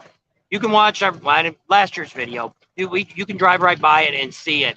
And Crazy Horse to me is a tourist trap too. They get you in there and they charge you for everything. And let me tell you, your grandkids, kids, and their grandkids, kids will never see that ever done. It ain't never going to get done in anybody's lifetime. It'll be 1,000 years and it still won't be done. We've been there when one year, I think 2020, I think they blew up 200 tons, 500 tons of boulders. After it fell to the ground, I was like, what? I didn't see anything change. So, no. Mount Rushmore, they only charge $10 to ride in. Doesn't cost you anything to walk around in there and look. They got a museum and all kinds of stuff that you can look at. Not a bad deal. Same thing, you can see it from the road and get some great shots from the road. Depends what you want to spend. But Crazy Horse has a lot of charges after you get in there. And that's why I'm not a big Crazy Horse. And then I found out, because I complained before, it was the Indians taking advantage of people. And then I looked up and I did find out Indians don't own it. It's a privately owned company. Trying to fix my glasses. Popping apart here. So let's see what else. So that's my thought. You know, everything I say is always my record, what I see and what I've seen by doing all this stuff. You know, the Badlands. There's people that said, I love going to the walls every day. Every year we come out. We love looking at all that junk and stuff that they have. Great, if that's what you like to do. But I mean, I come out here. There's great riding here. There's some great stuff to do here. This is a great, we call this God's country. Why do you want to spend it in? It's like going to Walmart saying, oh, I love, every time I come here, I go to Spearfish and spend 2 hours in Walmart because I want to look around at the stuff Walmart has. Why would, you know, same thing with the Walls trucks. Why do you want to go out there and kill all your time looking at just a bunch of junk they're selling? And, you know, you can get the rabbit with the horns on it, jackalopes. So it's a, how come on out we take you over to Bear Pit, which it is. Some people, well, someday I'll ride Bear Tooth Pass. It's just, we'll have to do it sometime when I ride without her because she can't ride that far. And I'd want to do it going back to Arizona. I don't want to ride 300, 400 miles out there and turn around and drive 400 miles back, where I could drive 400 miles out there and then drop down and head home back to Arizona. Nomad Night. We'll see him on Thursday. He'll be rolling into town. Said thanks to Tam. I call Vegas the Badlands. Yeah, it could be. Thanks for bringing this content. Getting lots of info from y'all. I've been through the area before, but not the rally. It's beautiful. Someday I'll make it to the rally. And it is. If you've been to any other rally, this is different from every other rally, which is what I say all the time. What makes this rally so good is three things. One is the riding. I don't care what you say. There is nowhere in this United States that has this much riding. We average now, the last 3 years, we're out here 30 to 45 days, and we still never make all these rides I have not been on. Plus, there's all these other, like somebody else said, do they have any off-road tracks here and stuff to ride on? You know, they have over 20,000 miles in the Black Hills of off-road. And it's really not that bad. You can get an ATV, you can get a side-by-side, and you can get out here and you can get out where you can get lost and they'll never find you again. But you could rent them and stuff. One of the ones we found had a, they called it breadcrumbs, and it was like a iPad, and it kept track of where you were at. And then when you got to the end of your ride, you could push back home and it would take you back to the rental place the quickest way back, which was a great thing because some of these roads, when you start getting on some of these back roads, off-roading roads, it gets bad. There you go. You could have been my replacement. So who's telling you this wild story? I don't know what's wild story Rick's talking about. The one about the Badlands? An Indian told her. I think I looked it up. It's actually not too bad today. It got a little warm today, but yesterday was hotter, I think, than today. My butt was sweating on the motorcycle seat. Hello from Southern Illinois again. Okay. There's Rick Rack, or I mean, Rider X. He's talking to Rick Lewis. Okay. What date? I don't know. What date are you looking for? We'll see. No. It's a ripoff, probably talking about, I don't know. We were talking about two things. We were talking about, somebody wanted to know if they should go to Sitting Bull. What is it? Not Sitting Bull. Oh, Crazy Horse. And I said it was a tourist trap. Yeah. And saw you outside the ice cream shop. I was across the street getting a tattoo. Oh. It must have been the other day. Yep. I heard it's cool at night. Yes, it is. Especially near up. Well, Mount Rushmore shoots lights and stuff on it. You can go in there. I don't know how late they're open, but you can go out there at night and see their little light show that they put on. Now, we've never done it. But they said, we talked to somebody and they went up there with the family. They went up there at sunrise and took pictures of it. They said it was really cool. They said there was nobody in there. He got a picture of where all the flags are with nobody up there. So it's kind of neat. Should be called Crazy Tourists. Drive across Wyoming. That's got, yep. Well, no, riding across Wyoming is nothing. I don't call that God's country. I call that, The plains. yeah. Can't get any more plain than that. That's why I say, if you're coming through Wyoming, make sure you stop and get gas every stop. We've done that. We've done that a bunch of times on the bike. You're going to Are talk y'all about going? checking in the chip tomorrow. Yeah, Yes. we're going to be there tomorrow. Oh, we're It going says to talk we're gonna have about at it. 6 o'clock. So I'll tell you a little bit about the buffalo chip. Typically, you don't have a guaranteed spot. What you have at the buffalo chip is you have an area that you're put into. And unless you've been there the year before and they're giving you the same spot, you basically get a sheet and you're going to be put into a spot that they pick for you. And they ask you how you like it and stuff like that. I don't know if they do that with everybody that did it for us, that we could move. We picked the spot we wanted in our section. But once again, we were here 3 weeks before the rally. That was last year. So what you do is your best thing to do before you get here is to print off your reservation from the buffalo chip. Have that in hand. Have your ID. Whoever bought this for you, or you bought it, or whoever in your party, have their driver's license in your hand. If you bought your membership from somebody off of Facebook and you didn't call Carol at the buffalo chip, you're not going to get in.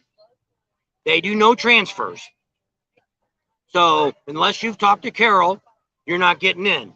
And if you're thinking tomorrow you're going to call Carol and she's going to let you in, she's going to tell you no.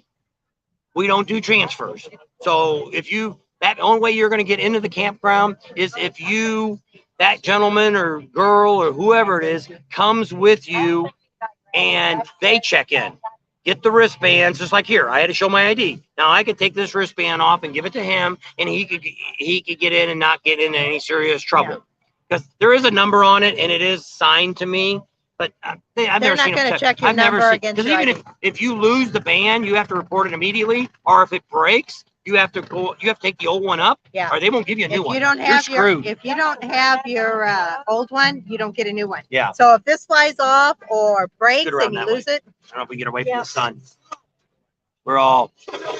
We look like half-breeds. We're white and brown. No, we're just trying to get the sun. Oh, that's better. That works. I gotta see if I can. So that's the buffalo chip. So that's the first things you need to know. Now, if you're coming on a motorcycle, do not, and I repeat, do not stay in line. Sit in that line out there on the freaking highway. Motorcycles have a priority coming in. They get the left lane. So whatever it takes, get around all them stupid RVs, which we might have been out there one time. Stupid RVs, motorhomes, trailers, whatever's out there, zip around them. Even if you have to come in the back way, come around. Even if it says it's the exit. Like what you do is when you come into the buffalo chip off of, what's the highway, 36? In front of the buffalo 34. chip. 34. When you make that first right into Meade Avenue, Fort Meade Road, there's actually a quick road to the left takes you to the airport. If you're on a motorcycle, I didn't tell you this, but nobody yells at you. Go down that road, go where the gas pump is, come in that way, park in the parking lot, go get your stuff, and then there's a little side there, the left lane entrance you look at all these little box offices there. The box office to the left where you got to get all your information and check in, and then you get in line and they take you to your spot. Well, when you got a motorcycle with a trailer or a motorcycle with a tent, you zip in the other side because you park in the area they say it's for tent camping, which is all over the place. Can't park in an RV spot. They want to know if that includes the Fenske area. Who told us about the Fenske area? Was that new part right there next to the stage? I don't know. Remember, because we said, what was that? Pull your map up on your phone. Buffalo chip. I don't know. I have to look at it and see. Somebody told us about it, but you have to show me what area it is. I don't know all the names. I know where the back 40 is. I know where Blue Sky is. If you're in that new Fenske area, that's pre-bought. Those are trailers there that are right next to the stage. I wouldn't want to be there, but those are already sold out. I think one company has bought all of those. Now, yes, if you're coming in and then you've already got that reserved and you're coming in, you still have to check in. So if you're riding your motorcycle, if you're renting a trailer already, you got Jack's Trailers already put a trailer out there for you. Yes, you go in the motorcycle lane because you're only going to get a bracelet. Your spot's already designated for you. They'll give you your key to the trailer and all that at the box office. So yes, if you've already got a trailer rented here and it's already on the spot, and you're in the Fenske, any area that's out there, the back 40, there's none in Blue Sky. See nothing. If you open it up, oh, this one Turn might sideways. Turn your phone I know, sideways. but they were all too blurry. Take a picture of them. Well, And so, though, yes, if you have a trailer rented, you will go in the motor. If you're bringing a motorcycle, now if you're coming in a car that's pulling bikes, no, you have to sit in the trailer lane. This is only left lane is only for you riding your motorcycle. You could be pulling a trailer with your motorcycle, but nothing else. Only motorcycles go through that lane, but you have to park first in the little parking lot there. You go up to the office, there's like a dozen windows there. And let me get my glass. She found the Fenske area. there's a stage. That's that new area, I think. Fenske Park or VIP. No, Fenske Park is like where the VIP, the people that work there are at. And No. that's all. That's on the side of the stage, in front of it. No, that. Here's the stage. Yeah. Okay. So there's the road coming through. See that little curve right there? That would be where those trailers are at with full that are already there. This is on the other side. Here's the road that comes around. So this is the area. This is on the other side of the stage, the back side. So where's the road? Look, you're messing it up. Here's Main Street. Here's Blue Sky right here. Bikini Beach. So here's Main Street right here. Main Street is their main drag coming down the hill. Here's the water tower where the stripper poles are at. Come down the hill. Main Street goes around. And then you're coming down here on the right side. Is that, you know where all those motorcycles are up on those stands? I know. That's what I'm saying. It's now I know where it is. That's But I think Fenske no matter area. where you're parked, you got to go through this process. Fenske area, yes, you still have to go through with the motorcycles. Unless you have a car, pickup truck, four-wheel drive, whatever you're driving, you cannot go through the motorcycle lane. So what you do is you go just like we did today. We went and got our passes today, and we jumped on our little motorcycle, no matter who was waiting in line with the RVs, and we jumped through that first box on the left, and it's only wide enough for about two motorcycles side by side. A car would not fit through that lane, or a truck. So there you go. So they're saying, well, I think Neil was saying too, there's still a lot of one-lane traffic on the 90 east coming in. They said to be careful. They said one part was even all gravel. It was up earlier. I forgot about it. That's what he said. Slow down in Clearwater County, Montana, aka Billings. It's a giant Harley speed trap. There you go. FYI. That's where we had Barney 5 got us, I think. No, this is in Montana. We were in Wyoming. Some fun dog loves your speeding ticket. Keep it all in the limits. There you go. Does the chip check for outside alcohol? Here's what the chip does. Now, this is just my opinion. So if you get busted, it's not our fault. That's right. So what we were told last year. Now, the rule is no alcohol is allowed to bring in the buffalo chip. Cut and dry. Okay? Now, what we were told last year by people that went through the line that they were looking for kegs and open cases of beer. So if you had an RV and I walk through your RV, they're not looking in your cabinets. They're not looking in your refrigerator. They're not lifting your bed up, looking underneath the bed. So we'll leave it at that. They didn't open up the cargo area. So did they look at the motorcycles? Not really. I didn't see them looking at any motorcycles going through. I didn't. So we'll leave it at that. So take that with a grain of salt. Rick Lewis says he's got a spot there in that Fenske area. Are you riding your bike in? Say it's just be good for nothing. Actually, right now, it's probably going to be one of the better places for least amount of dust because they've just paved all those roads. Compared to Kathmandu, where we're at, my golf cart is completely covered in dust. And so is the bike, but and it's only, well, we got a cover on it. It's only got about 10% of the campers there now. Why? Because the grass out here in Sturgis is completely dead. So what do you have underneath the dead grass? Dust. So as people drive on it, it's kicking it all up. So actually, when we were at the Buffalo Chip today, we were riding a motorcycle on the grassy area where like at the back 40 is at. No dust at all. It's going to get bad, but the grass, they've left it higher Because if you go out to Wyatt's lemonade stand, if you look at the porta potties, the grass, it looks like he killed the grass. He mowed it. After he mowed it, the top that was still kind of alive, the bottom's completely dead. Yeah, it hasn't rained here for a week or more. And it hasn't rained at all for a long time. Yeah, they're saying there's a bunch of different areas. Yeah, watch your speed because there have been cops we've seen off the side of the road. So there are cops out here looking for speeders. Normally when we ride our bike, if I'm out there and the only one out there on a bike, I'm riding across Wyoming or wherever I'm at. The speed limit's 65. I might do 70, not much more than 70, unless I can see. Now, we used to run a radar detector. I don't really hook that on my bike anymore. Yeah, but when I used to run the radar detector, I've run 80, 90 miles an hour. You know, a lot of times I can tuck in behind a semi, get a couple car links back, and they're going to hit their brakes as soon as they see a cop. So you got plenty of time. So if you've done any kind of traveling on the road, that's how we don't even use the radar detector anymore. I rely on people around me. And if everybody's flying along, don't ever be at the very last car, because the very last car is usually the cop usually gets. The first one and the last one.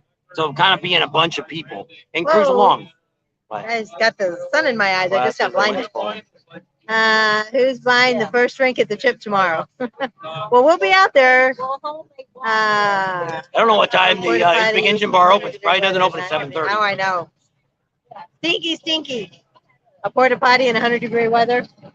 Actually, it was that about yesterday. You were in the porta potty. It's hot in there. Yeah. Well, we're pretty much the only one using it, so it wasn't that bad. It wasn't stinky yet. In Wyoming, yep. So if you want to know about the crowds, we're probably 25% more bikes that were here from last Saturday or last Sunday. Yeah. At least 25%, maybe 30. So you already see, it's still things are going on. We came down here last, what day was it? We did it, the Iron Horse the other day, the Friday. Yeah. Since Friday, there's more people here. This pretty much Main Street we drove down there, was going to do a live, and it's like, holy crap, there's nobody down here. It would look bad. That's why we ran into Iron Horse, yeah. And got in trouble. We'll be watching from Northwest Arkansas. Can't wait this year. So you're coming in, or you're just going to be watching? Okay. Thanks for all the great videos you guys have been placing lately. See, be there Friday. All right. Everybody that's coming out, please be careful. Look twice, no matter where you're at, what you're doing. Always think that other guy's going to hit you no matter what, because we want you all to get here safe and sound and get home safe and sound. So when you're coming out, just be very careful. Praying for all of you to get out here safe and sound, and we'll see you when you get here. So what else? That's it. We've been on 1 hour and 34 minutes. So a lot of you with the radio cranked all the way up. Oh, that's our buddy with the dog. That's he actually lives here and he stays at a campground, doesn't he? No, he was up in Carmel by the Sea. He came across for the rally. He's staying at Glencoe. And the sun is bright. I don't know where it's peeking in at. Oh, it's over there. It's just getting ready to go down. So, you know, I think it's going to be a good rally. And I recommend anybody that's thinking at the last minute, you know, I don't know if I want to go to Sturgis or not. I think this is going to be a good year to go. It's not going to be overly crowded. And you just got to pace yourself what you want to do. You know, if you want to do rides, get your butts up early and get out and do it. Don't drink all night long and then drag out of bed about 10 or 11 and plan on going out and go out and do a ride. Because you're gonna get the crowds, you're gonna get the heat, get all of that. It is going to be, first of all, hot. We're gonna probably be in the 90s for the majority of this rally. Are we gonna get thunderstorms? Sometime during the rally, probably. Between now and the end of the rally, we're going to get some thunderstorms. Is it going to be the end of the world? Probably not. Is it going to hail? Good. Hopefully it won't be softball size. We've already got hit with some small hail in Rapid City. No big issue. One of the guys that we know has been out here 2 months, he's got a little dent in the hood of his truck, on his Ford truck, which I was afraid because of my Ford truck. So I'm a little confident now. But he's been out here for 2 months. And so he's been out here a month longer than we have. Tim Barker says, hello, Bob and Tam. We're here. We're here tomorrow. Catch tomorrow. Yeah. Catch you tomorrow. Poncho is so excited. So they're coming out, I guess. So we'll see you when you get here. Maul says it always rains during the rally. Actually, wrong. Last year, at least in Sturgis here, it never rained during the rally. It rained right before. Now, you could be in Rapid City, you could be in Spearfish, you could be in Bellevue. We were actually in Rapid City. They had a huge lightning storm, and I filmed a little bit of it, but it was crazy. We got back here, they said it didn't rain a drop. Yeah. So Yeah, same thing. It rained twice. Rained yesterday and the day before in Rapid City. Pretty hard. That's when I did the live yesterday because it's like, oh, I'm not riding in that rain. And within about 15 minutes, the rain was gone. Most of the rain here never really lasts much more than about an hour. Normally about 20, 30 minutes, it's gone. Storms roll through here pretty quick. So right now you can just look at the grass and see that this is a very slim chance of any real bad rain here. See, I can turn this way and not be so much in the sun. all right. We'll move around this way again. Here we go. Moving the chairs. Musical chairs again. There we go. So you're still in the sun. That's all right. There, if I go forward, I'm not. I gotta move back over. So, did your friends rent out their basement with the 2-bedroom? Not that I know of. So. You're still looking for a place. They might give you a deal here at the last minute. Let us know. If you want to come out during the rally, we can give him a call and see if he's got it available. If you don't want to come, you're just curious, we're not asking. No, not. Don't forget to give us a thumbs up before you get off. If you have to leave, it says, come on in, we're open. Yeah. So, give us a thumbs up. I think it's right here under him. Right there. Change from a bill. It says it rained in Black Hawk for about 30 minutes last year. Roads got slicker than oil grease. Owl grease. Which I say out here, yes, it's able to rain anywhere. Last year, well, 2 years ago, they had tornado come through here, through Spearfish. Yeah. There's a guy that that picked us up in the hailstorm last year and said it never rained at all. He hasn't had a drop of rain for the last 6 months in Spearfish and where he lived at his house. So yeah, this is like Florida. You never know where it's going to rain. Please report where all you will be tomorrow. Just got on. So tomorrow, what do we got going on? Oh, first thing in the morning. Hey, if you want to get up early, about 7 o'clock, we're going to be over at Buffalo Chip, and we're going to be out front talking to people that are waiting in line. See how long they've been standing there, all that kind of stuff. Probably be there a couple hours.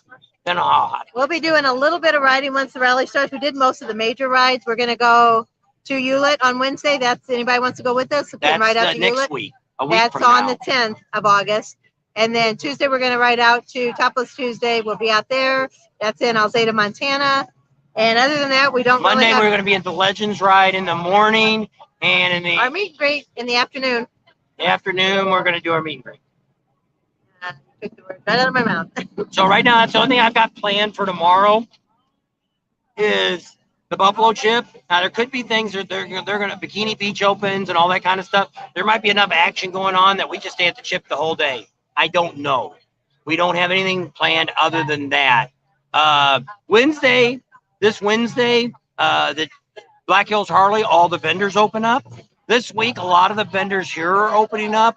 Dan Kite opened it today, doing pinstriping over here.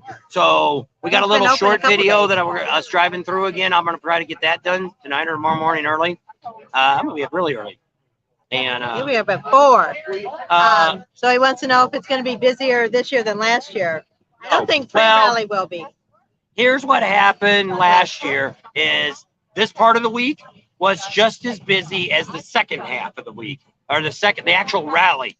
This year, I think pre-rally is going to be a little quieter. And the rally, I think we're going to see 2 waves. Normally what happens with Sturgis during the bike week is some people will arrive here Thursday and Friday of this week, and then they'll leave around Wednesday or Thursday of next week. Some people will come in on Wednesday and go to the end of the week. Wants to know if we're going to use our email list to send out our itinerary. And I said, I don't even know where he's going to be. We don't know that far ahead. We can start talking about during the bike week or during rally week. We got the guy's number, Emery. We're going to call him and find out all the details, and we'll be the first ones there. How's that sound? We'll let you know. What do you recommend for Topless Tuesday? Well, if you want to see all the action, get there early, number 1.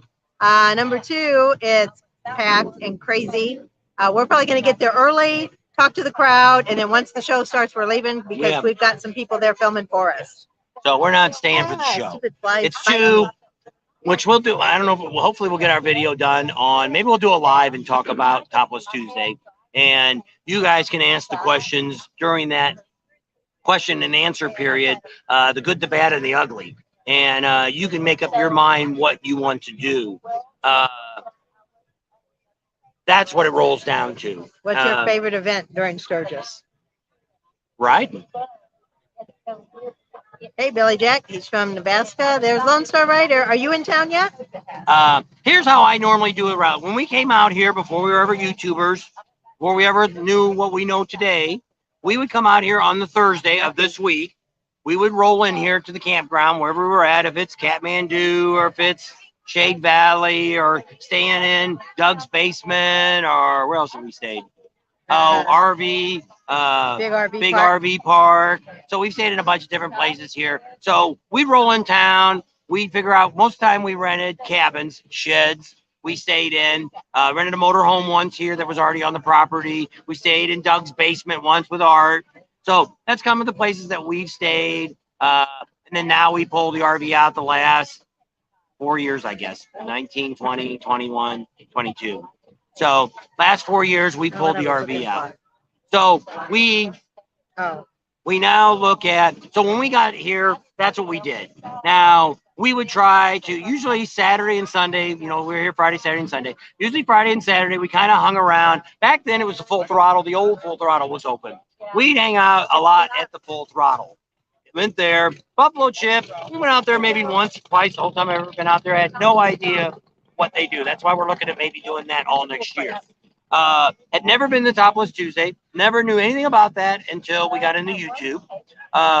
Legends ride was too expensive. We did the Pappy Hoyle ride before with the Full Throttle Saloon. We've done that, I think, twice. We've done their ride. What else have we done out here? We've done some of the rides. We've done Spearfish. We had no idea where all the waterfalls were at. We didn't find the other two waterfalls till after we got a YouTube channel. 2020. So that wasn't. We've been to Mount Rushmore. We've rode to Devil's Tower. We've been to Devil's Tower once that we paid to get in. Well, she got a pass to get in free. Well, it's America's Beautiful Pass. Yeah. So if you got that, you can get in free. Yeah, because national parks. You can get into Badlands free too. Badlands, when we went last year, there was nobody there at the box. There wasn't no place to say to pay. We couldn't even say, hey, I get in free. So I don't know what they wanted to do. So we didn't pay nothing. We just rode to the visitor center. Me and Art had rode through there a few years back when she had to fly home early. Took some pictures of our bikes in front of some of the hills and stuff. Wasn't real impressed back then either of it. So we've been to the Badlands. Overall, I've been to the Badlands 3 times. She's been there twice. So Walls Drugs, me and Art went there once, and you've been there twice. So I guess me and Art, I've been there 3 times. I went with Art once, and then one more time with her. So it's the 2 times. So they want to know if we'll be checking out the 4x4 Ultras. What? 4x4 Ultras. I don't know what a 4x4 Ultra is. I don't know if that's the side-by-sides. No, because here in Sturgis, if it's the side-by-sides like the Polarises and stuff like that, $500 a day, $1,000 for 2 days. So probably not. Drag my own out. Yeah. Have you caught up with Adam and Eli? We went to dinner with Adam, and they're having a party over there. Saw Adam, went to dinner with him once. Eli, we saw in a live. He was in front of us at the Buffalo Chip, but unless not seen us. I actually seen Adam yesterday. He's working on his truck.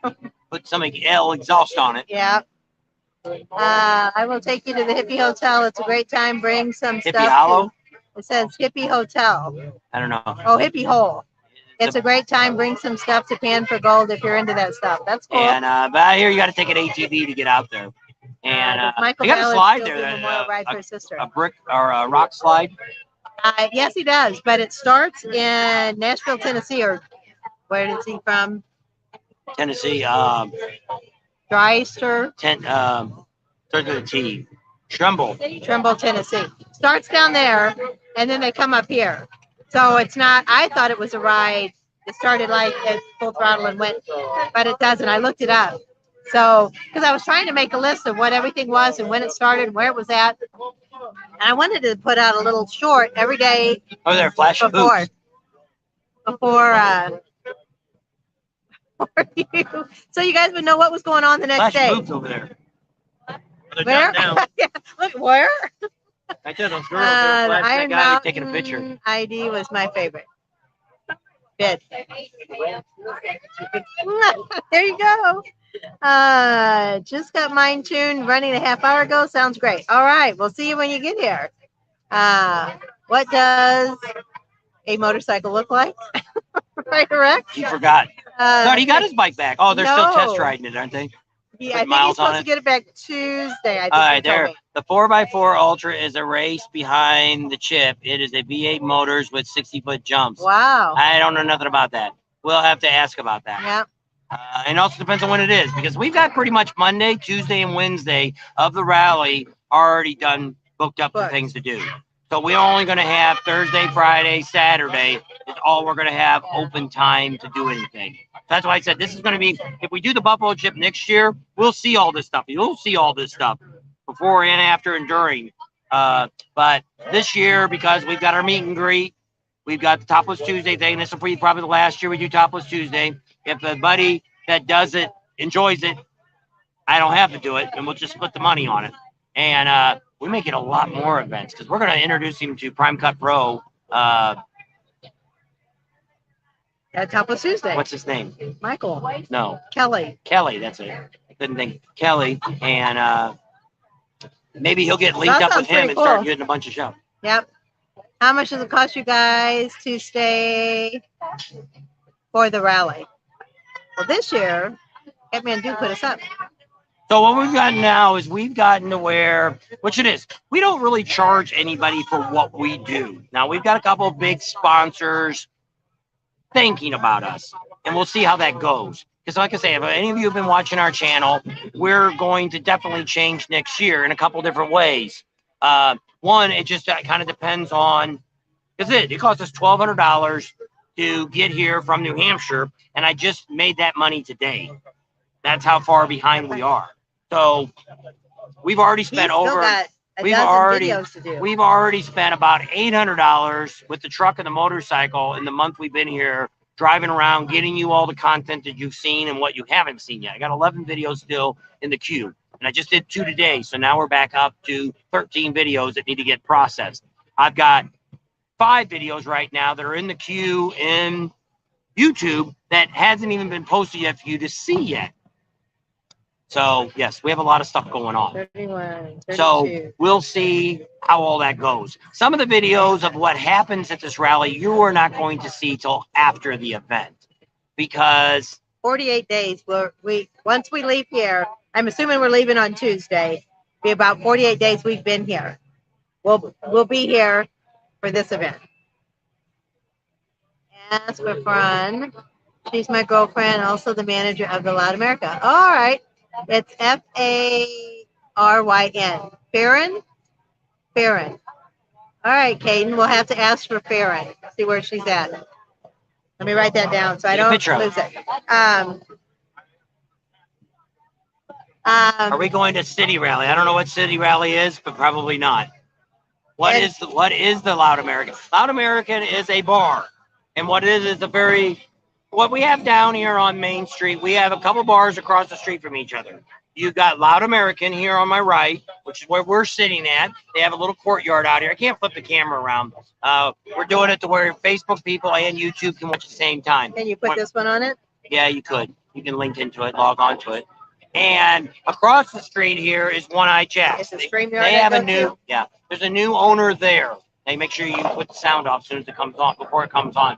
And down the street is, on the next street over, is the Knuckle Saloon. That's another big bar. It used to have bare knuckle fighting, which don't have it anymore. It's got a live interview. So that's the 3 main bars that are in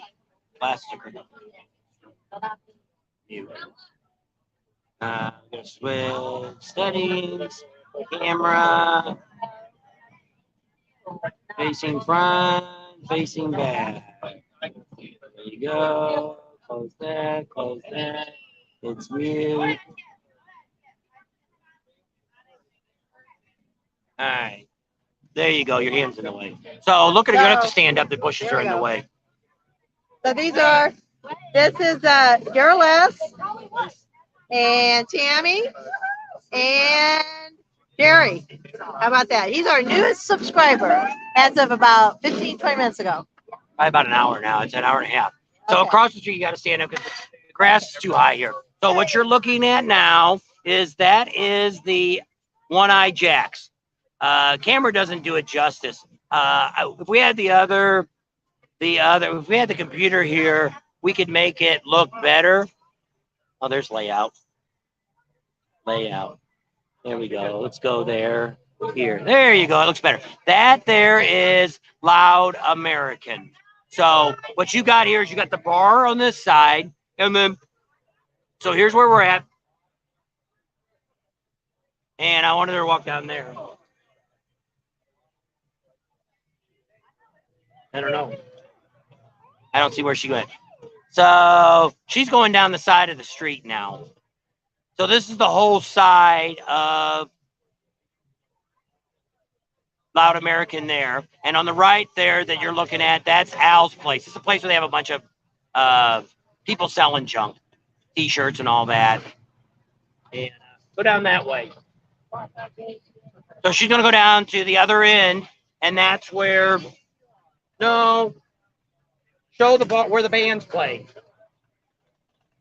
So she's going to walk down here and show you where, this is a really big stage down here at the far end.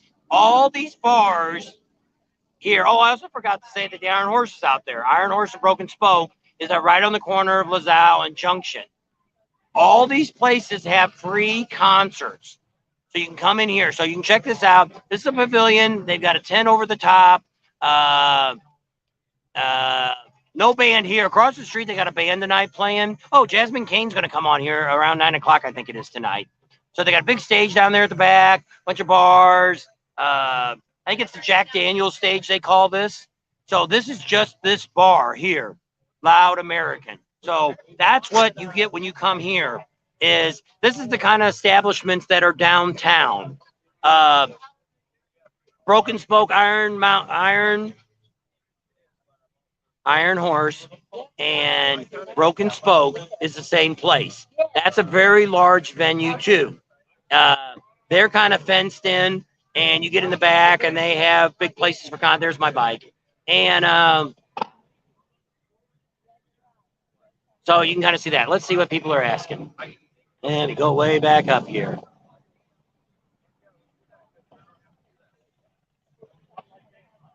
And Paul, we do our best to try to give you guys the best information. I'm on my way, stopped in Milwaukee to see the Harley Museum. We'd like to go next year, but we don't know if that's going to happen or not.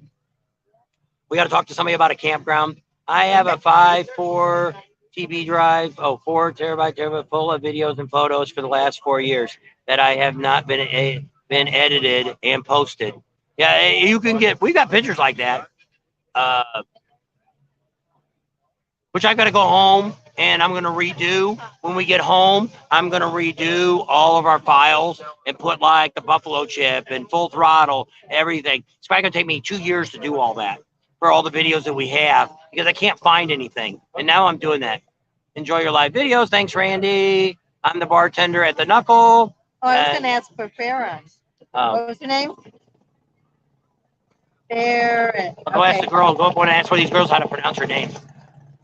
So we're going to make it over to the Knuckle. And we actually talked to Brian, but he never called us back from one of the owners there. We left our card for him to call us, which we talked to him. We had our first live in town at the brewery, which the Knuckle also owns too. The Tam's going inside of the bar. There's one of the girls, bartender. That's actually our waitress now. See you there. And too much fun for one person and a lot of work, it would seem. Yes, we enjoy what we do. Born and raised here in Sturgis. You all have a great time this year and stay safe. God bless. And Art's on. Sounds like the big event is getting on the way. Have fun, you all. You should be here, Art. You should be here. We're gonna get Mike. We're gonna give him one of the cameras and have him do some filming while he's out here. You could be doing this for us. Be a great time. So we're all caught up. So Tam's walking around inside Loud American and see what's going on. But I mean, we're starting to get crowds up here now. And for being a Sunday night, not too bad. Here you go. We got Tam's And I'm replacement. Tammy. Another replacement for Tam. Somebody, Ryder X did that at one of our other events that he replaced me. And he Yeah. tried to imitate me. I know. And, I've watched that. And so, yeah. So she's walking around with this grandpa dude.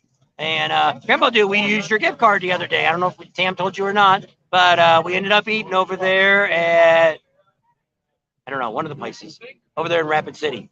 It was very good. Thanks for all the info about Sturgis. How's the bike running with the SNS upgrades? Right now, pretty good. I do have another noise in the bike.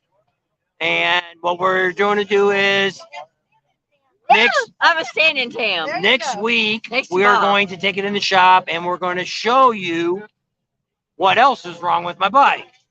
So stay tuned. That video probably won't come out till after we get done. And no, Ryder X, I'm not going to tell you what's wrong with my bike again. It was a good impression. That girl that waved, that was Farron. I didn't see her. Oh. Anyway, so we saw her on there. Oh, Grandpa Dude's on. I told him thanks for the. Oh, yes. I was going to text you and tell you we used it, and I didn't know my camera's kind of sideways. Uh-oh. Runaway dog, runaway dog.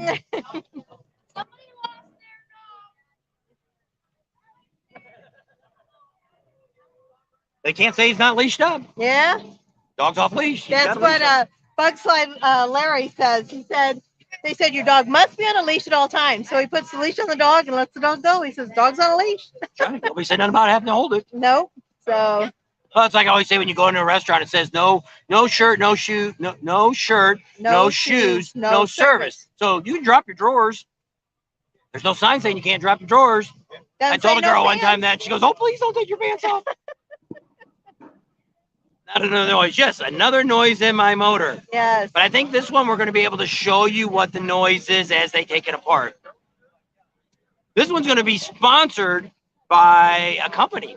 Yeah. And it'll be kind of special. So you guys will get to hear from spokesperson from the company. That's why we had to wait for them to show up to be able to do the video. And then they said, hey, we'll give you the products if you let us talk on your channel. I'm like, sure thing. As long as we can show the videos and have fun with it. All right. Tell that young lady now that she is the. No, you can't turn that off because it'll go nuts. All you can do is turn the camera off. Here, bring it here. Just hurt my arm. So you go to cam and we turn it off. So then I go back here and go to layout and go here. We're back. So there we go. My arm. I was holding it like this. Well, we didn't think about. What I want to do is bring the gimbal. And we could use the gimbal and we'll walk and put a little tripod underneath it. We could set that around. That'd be a lot better because they keep it level. But the bad thing is I have to take the case off the phone, all that kind of crap. Yeah. It would have to go off of, if we could stream off of that, we could do it. Who is that Facebook user leaving from Virginia? All right. I don't know. I didn't see it. Wait, leaving. Here it is. Leaving Virginia Tuesday. Hope to be there on the 4th or the 5th. Let me see if I can find them. All right, she's gonna look and see who that is. So, where are we at? We are downtown Main Street in Sturgis. We are the only YouTube channel putting out great videos for you guys to show you everything that's going on. You know, there's other guys out here filming stuff, and there's some little guy running around here, which I haven't seen him yet, putting out about 4 or 5 videos and get a few people to look at him. He's gained a few subscribers, but don't know where he's at. And so don't know him. Other than that, we don't know. Monkey Man still in St. Louis. I don't think he's gonna get here until the 5th. Maybe we can catch him out front and give him a hard time trying to get in. And he's gonna have to sit in the line. Yeah. Because he's got his trailer. Yeah, so I don't know what day he's. Maybe we'll email him and ask him what day he's supposed to show up. Bobby Jones, it says leaving BA Tuesday. Hope to be there on the 4th. Bobby Jones. There's a Slinky Linky with a big old Texas horns on the car. We've seen that guy before. Yeah. But Roscoe P. Cotrain, he died. Yep. No more Roscoe P. So, Ryder X, it's Bobby Jones on Facebook. EOBBYJONES. You are the best channel by far. You have more info than anybody else combined, which is what we do. And when we have fun doing this. And some of the things people say, well, why do you do this? Aren't all the rallies the same? No. Well, this is the granddaddy of rallies. And besides the things that I normally tell you, what we have, it's like at the Buffalo Chip the other day. I said, went in the office and I said, can I fly my drone over the flags? You can't fly a drone without permission. It's zero tolerance. No one can fly a drone. That's right. So they're like, oh, you're gonna have to talk to marketing. They're gonna have to approve it. So I'm like, all right, whatever. So I'll talk to somebody else. So I get in the truck and we're gonna go drive through. So we're waiting for them to fix. They've redone the stage, done a bunch of work on it, and we're waiting for the banners. They don't want to film till they film the banner. Supposed to be up Monday or Tuesday. So Friday we're like, Saturday, let's drive through there anyway. So we turn around the corner, go through where the little gate's at, and there's Rod, the owner of the Buffalo Chip, Woody. And I'm like, Rod. He's like, what? He comes over and I said, can I fly my drone over the flags? And he's like, I don't know, why can't you fly your drone over the flags? I said, because you got to have permission here. He says, well, I'm not taking my jet off right now, so you can go ahead and fly. I don't think I'll be using the airspace, so go ahead and fly your drone. And there is an airspace here because the airport, we've got all that credentials. Well, they have 2 helipads there, so I don't know. So once the rally starts, no, it's a lot more. Like tomorrow, we're going to try to get approval for our Easy Ride camp to put our drone up there. But the difference is, everybody that works at the Buffalo Chip are told rules. Ryder X says you and him could start your own YouTube channel. Okay. She said, okay. Yeah. The Ryder X and Tam show. There you go. And but the difference is they make rules at the Buffalo Chip and the staff has to follow them. Well, when you get to the top, either talk to Robert, which is the COO, or talk to Rod. They know which it is. That's what makes our channel so special, is we've got great relationships with a lot of these businesses that are here. And not saying that I couldn't ask anything in the world, but Rod has never, last year or this year, has told us no on anything. We say it, he's like, yeah, why not? They want to know if we found out why Snoop Dogg's not coming. I told you. He fired everybody. He said, go to hell. We have not found out anymore why he fired everybody. But he fired his manager. He fired his production company. Everybody. So I don't know if people were stealing from him. We don't know the lowdown. But we know that the promoter actually bought somebody lunch and the Buffalo Chip had it sent in. Well, he say that. And so sounds like Jasmine Kane's getting ready to kick off the old band over there. It's not 9 o'clock yet. I don't know. Maybe they're just doing a warm-up. They're just damn fat fingers. Harley Went Forever, are you here yet? Simply says near Mitchell, South Dakota. Okay. Should be here tomorrow. 250 miles from Mitchell. You guys were near Mitchell. Oh, maybe he was talking to Lone Star. Lone Star says he's here. He's out in Rapids. Snoop Dogg fired his staff and everyone. Yeah, we already said that. Yeah. That's what we heard. So we tried to find out a little bit more today, and nobody seems to know why he did what he did.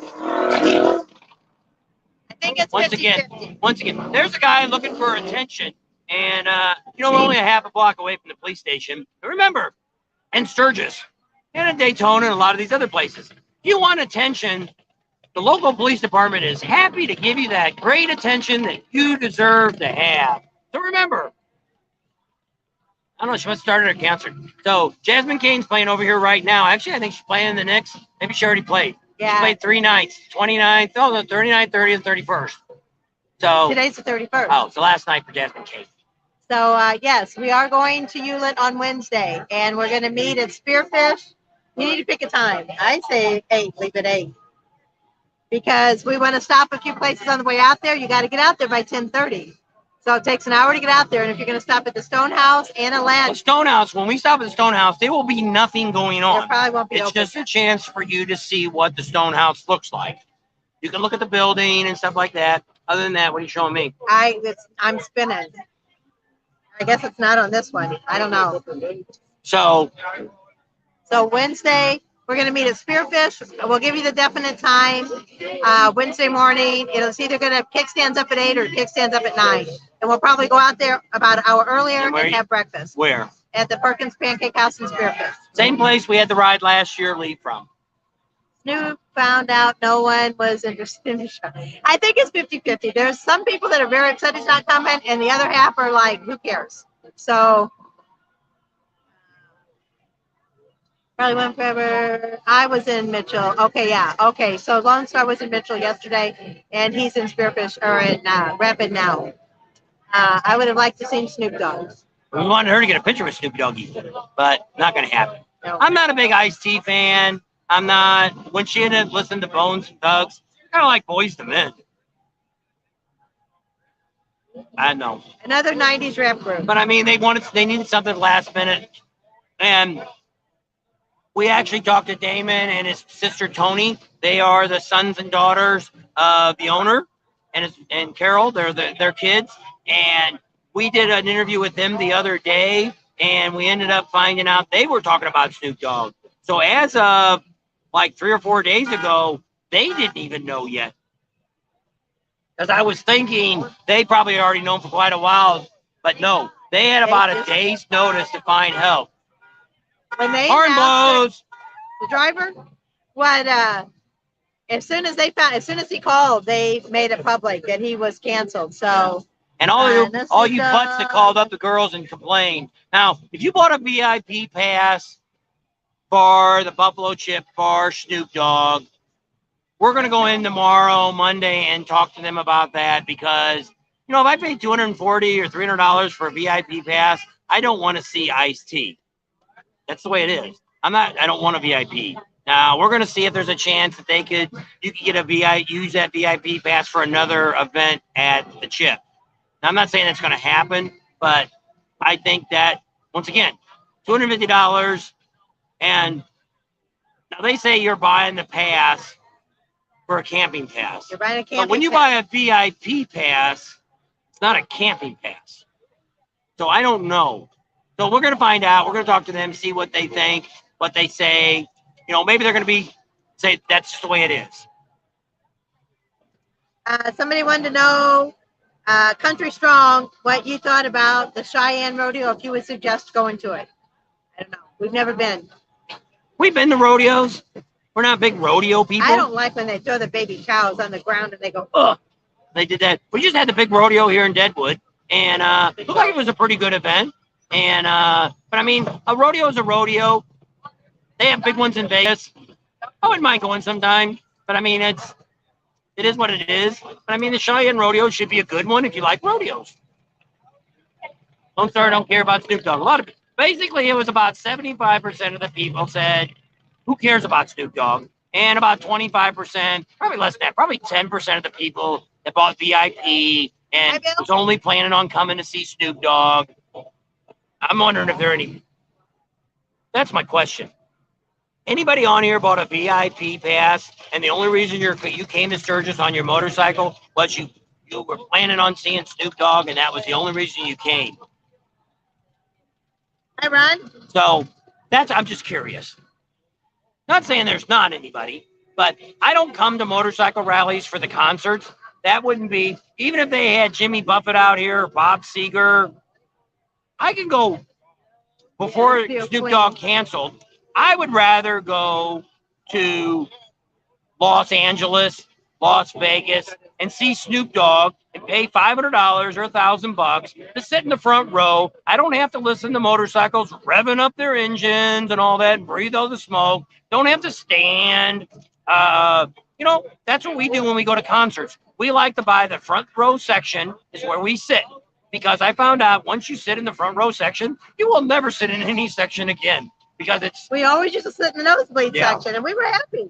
So we sat down in the front. Now it's like, oh man, what a difference. So we weigh out how much the tickets cost. Is it really worth seeing that? But yes, we've seen some great concerts by sitting in the first couple rows of a concert. And things you can't relive. And so, yes, I'm not coming here. Like, we're going to go see, who's the first band Friday night? Not Leonard Skinner, is it? Quiet Riot. Quiet Riot. So we could have stayed in.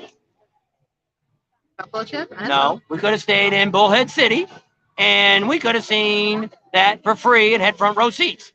because we know the promoter there, Larry. He's going to be on our show soon. Yep. He's coming out he's on here. his way out too. So yes, it would cost you $30, but me, it would have been free. But so we're not here just to see that. You know, Leonard Skinner I'd like to see, but I think we might have seen a Leonard Skinner band before. I'm not sure. He was in Pomona. So And everybody was smoking pot, and I was sick as a dog. So yeah, Can't stand that. so we've already seen him once before. It's been a long time. I don't quite remember. It's probably been close to 20 years ago that we seen Leonard Skinner. Now we never seen the original, you know, before he died. But we got to see the Eagles before he died, and so we've seen some great bands. But once again, I did not come to this rally ever. I have never been to a motorcycle rally that I came for the concert. When Kid Rock, we seen Kid Rock, I think it was 2015, when the lightning bolt came behind him. We came here, and they were REO Speedwagon, which we're big REO Speedwagon fans, and we've seen them, I don't know, lots of times, 10 times or more. And I was always working. And so we've seen that. And so Kid Rock, it was the first time we ever seen Kid Rock.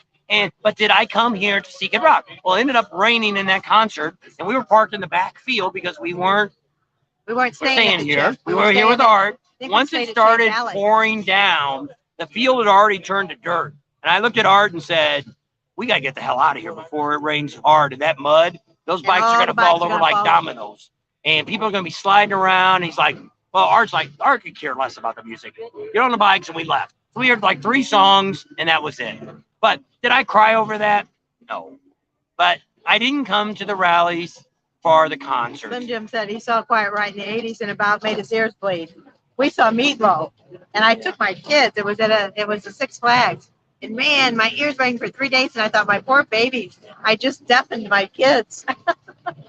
So this is Charlie Daniels at the rallies. We seen Charlie Daniels, and I'm really glad we did it. It was at State Line in Nevada and California. The next year he died. We saw him in November, and I think he died that spring. And yes, Travis Tritt was the main act. Charlie Daniels blew him away. He should have just went. Travis Tritt should have gotten his car and drove home. I wouldn't have went out after that. Charlie Daniel was no drinking. He was drinking water, but he put a hell of a show on. He ran around the stage. He was like Garth Brooks up there when he danced. He was. And it was one of the best. And I've seen Charlie Daniels a dozen times. Well, more than that. I've seen Charlie Daniels. See, I'm 62. Probably 49, 50 years ago is when I seen Charlie Daniels at the Washington Fair. Back when he used the bad words. And so I've seen him back then before I even knew her. Had a lot of other wild girls back then, but not now. And so yes, isn't REO Speedwagon from Charleston, Illinois? They're all over Illinois. Actually, my brother-in-law, Larry, went to school with one of the guys in REO Speedwagon. When she likes the song 157 Riverside Avenue. We've been on that road many times, 157 Riverside Avenue. No, my favorite REO song is Like a You Do. That's my favorite. Oh, I see. Well, Art's right. What's Art got to say? Why do you want the coffin? My life is already dead. What? Oh, is he talking to somebody else? I don't know. I don't know. Vincent Fernandez. Are you talking to somebody, Art? I don't know. I'm not sure what you're saying, Art. And that's A Cool Cat is Art. That's our buddy that we're trying to get to retire. Well, he says he's going to come out next year for Sturgis and be a great time. And Art's a lot of fun. He's my best riding buddy in the world because Art doesn't give a crap where I ride, where I stop, where I go. And best guy to ride with in the world. All he wants to do is ride. We used to rack up 300 to 500 miles in one day. Let's go out for a ride, go up the coast of California, go down to San Diego. I think it's called Back in Black, the one that's going to be the tribute band out there. And we might go see that. I like tribute bands. Oh, he is the singer. Oh. I don't know. Oh, he's a Mexican singer. I guess. Fernandez. Oh, somebody said. What does REO stand for? That is a good question. I don't think anybody's ever figured that out. When I was in high school, they used to call him Oreo. And I'm like, Oreo? That's a cookie. What's an Oreo? Like Oreo. And I'm like, no, it's REO Speedwagon. I think we looked it up before, and I don't think there's a meaning for it. Oh, that's a part of his song. Art said that's a part of his song. Oh, all right. And so, Art, would you go? Would you go to a rally to go and see him? Is he still alive? Go and see any one person in a concert just to see. Cheap Trick still track. And we haven't seen. I don't know if we've ever seen Cheap Trick. Oh, was it the time? It was Cheap Trick, Foreigner, and Journey. And Cheap Trick was first, and they were really good. Foreigner was on. They were excellent. We couldn't wait. Foreigner to see only Journey. had one. The original band guy does the singing. Everybody else was all there. It's like ELO. We got to see ELO in Hollywood at the Hollywood Bowl. Greatest concert where the laser lights sucked, but Cheap Trick. Okay. REO. Speedwagon was a car. Yeah, there was a car called REO Speedwagon. Yes, but he is dead. I guess we can't go see him. But Art would have went to a rally just to see him. REO is a truck. No, I think REO is a station wagon, wasn't it? I don't know. And maybe it is a big truck. Maybe it's tractor trailer was called REO. But I don't know. I think I looked it up before once, and I asked what REO Speedwagon stood for, and it didn't come up with anything. REO is a truck. I think it's like a tractor trailer, isn't it? What vehicle is an REO? Oh, there it says it was the initials of the founder, Ransom Eli Olds, like Oldsmobile. I remember ELO, good band, good songs. Yeah, we seen ELO just like, I don't know, 5 years ago, 8 years ago in Hollywood Bowl. He came back out, and he sounded really well. See, I like that, to have an orchestra and stuff playing behind him. I like that, and it really gives a lot better sound. And at the Hollywood Bowl, it was pretty good. We never been to the Hollywood Bowl, and she wanted to go, and you can actually bring your own wine to have a picnic in the back and all that stuff. We didn't do that. We're caught up. So Jasmine Kane, if you guys can hear all that noise in the back, is Jasmine Kane over there. She's really popular with all these rallies now, and she plays just about all of them. So what ended up happening is she had some stuff booked, and it fell through or something. So she called all these bars up. She's playing at a lot of them. She's going to play over here at Glencoe too. Glencoe, and I think also at Kickstings. Oh, okay. I think she's going to be out there too. Yellow's Electric Light Orchestra. Yeah, I knew that. Those are bands we grew up with. It's a light motor truck model manufactured by REO Motor Company, car company.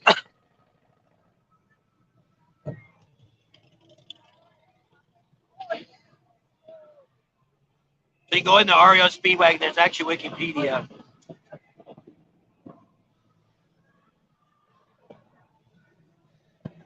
It's like they made a lot of trucks, a lot of farm trucks, stuff like that. I don't know why they picked that name. Did you ever see that one on not American Pickers? What was those? Is that what those guys were called? That they found the old original REO wagon? No, it was Aerosmith. No. Oh. It was Aerosmith. It was up north, like in Maine, and they found their first. It was like an old milk truck, kind of like, and they painted Aerosmith on the side of it. And then when they took it into wherever they went, I think they redid it and then called them out, and they were like, "Oh man, I remember that." It was that was their first. The Pickers. Yeah, the Pickers found their Aerosmith's first traveling. Yeah, tour bus. There you go. At least all right in the back. That's pretty neat. I wish I would have found that. There will be a big truck name. It was a big truck name, guys. Yeah. So. Yeah. So there's a lot of great bands, and it's like, when you start looking at it, that's what's sad about a lot of this. A lot of these guys are dying, and you just think 20 years from now, what are we going to listen to? The good old 70s aren't going to be around anymore. I don't know if Kid Rock will even be around in 20 years from now. He's getting older too.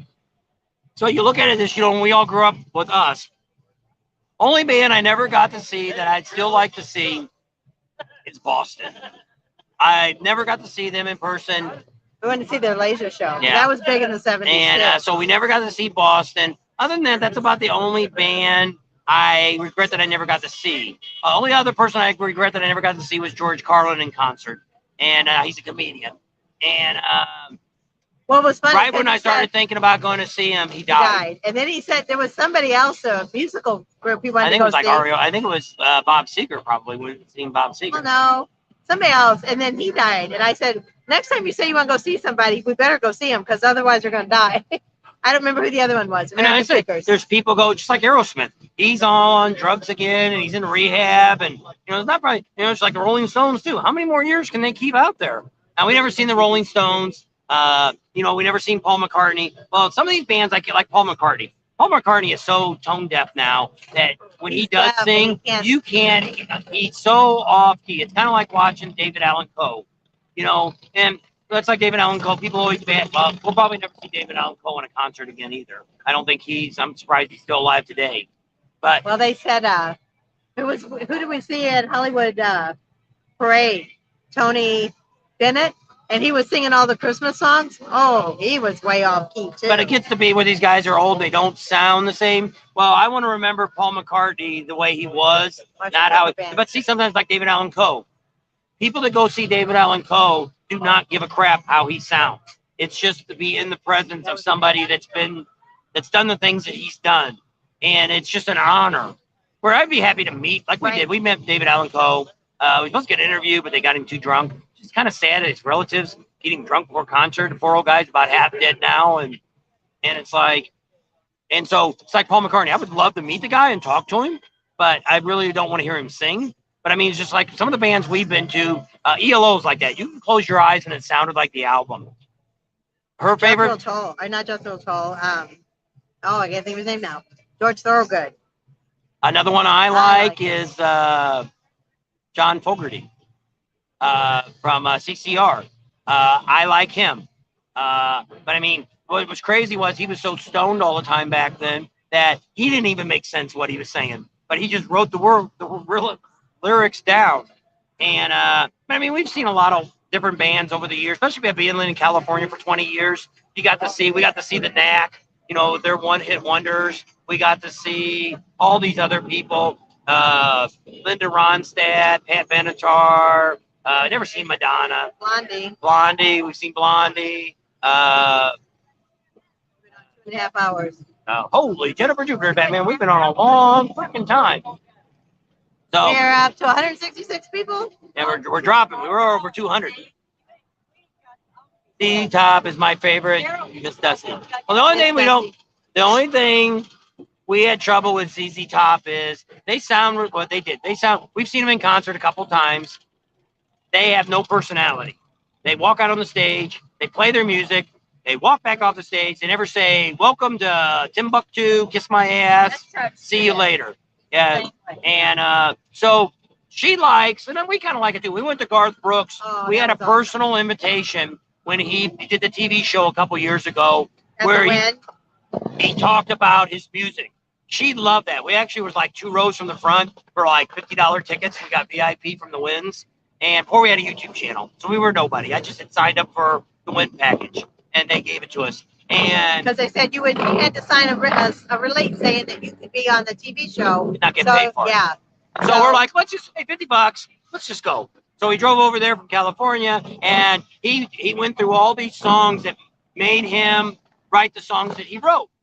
And he would play the song. Who inspired him. And when you listen to the song that he played that inspired him to write that song, it was like, holy crap, that's like the same song. But it wasn't, but it was. It was kind of neat. And we really enjoyed that concert. And, Jimmy Buffett, we're a big Jimmy Buffett fan. We're not parrot heads, but, he has a fun concert when you go there. Bob Seger was a pretty good concert. Eagles, we knew almost all. She knows all the Eagles songs. So, we got to see the Eagles songs before he passed away. I said here, which is what we're going to recommend to Rod, which I don't think they've ever been here, is Queen. With new Adam Lambert. He sounds really good. And we've never seen him, but I would come out here, not just special for it, but I would definitely come out and watch Queen do a performance out here. I like a lot of those. Those are songs we were in high school when they wrote that. Nobody would have ever, which we watched the movie too. Who would ever believe Bohemian Rhapsody would be a hit song that lasted like, 8 minutes? He pushed it. And the radio station says nobody is going to listen to that song. If you watch the movie, you've seen all that. But it was a stupid song. And Queen's got a lot of those songs like that. But in our generation of growing up, that was our song. We knew every word of that stupid song, could do the high pitches and the low. And it's just, that's, Spadamoosh. And I don't know if Queen's ever been here. One of the guys who talked to today, he said he didn't know. He's lived here his whole life. And he said he's worked 5 years at the Chip. He says, I don't think Queen's ever been out here. And I wouldn't think they'd be too expensive, but I don't know what they're charging now. But that would be a really great band. Music we grew up with that doesn't compare to the music nowadays. We're not big into Rob Zombie. You know, I might see Ozzy if he would have came out here. We didn't come out to Ozzy back then. Only reason, my brother used to listen to Ozzy. I was never a big Ozzy fan. But I like, what's the Train song he does? Crazy Train. Crazy Train. I like that song. A couple songs he's got. Pating. You want to say Pating? Simple Red, George Jones, Johnny Cash. They're not around anymore either. We're going to go see the ones that are still around. Well, one person that I regret that I never seen, and we could have seen that, was Elvis. I would have done anything to see Elvis play. Only person I regret. And I wouldn't have mind seeing Michael Jackson either, to see him play. I mean, we listened to his music, just didn't think we would mix with the crowd to see it. But I mean, nowadays, he was big in the 80s. It was like everything he did, everything he touched was gold. And so it'd been kind of neat. But when we first started dating, we've seen Alice Cooper in concert. That was my first concert. And cut his head off and all that kind of stuff. And we took her to REO Speedwagon. Did we go see Styx? No, we just seen Styx in Laughlin. I don't think we ever saw him before. Styx was a good concert too. I said we've seen Styx. Yeah, Doobie Brothers. We went to. We've seen the Doobie Brothers a lot of times. Because they're from that in Illinois too. They're from around that area. Was it who played at one of the proms? Was it REO? REO Speedwagon played in Washington, Missouri, for the Catholic school graduation back in the 70s.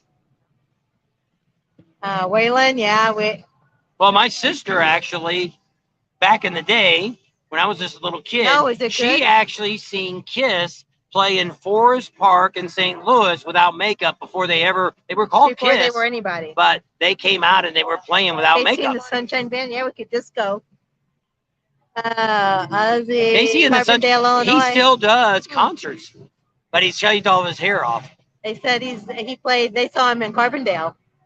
Did you used to go to Ozzy? Well, the other one for Illinois is Head East. Oh yeah, that was a big band. He's playing all that bar out there. It was a New Age. What's that bar out there? Stone Ledge. Stone Ledge. They used to play out there. We were never allowed to go out there. We would have gotten in big trouble if we'd have went.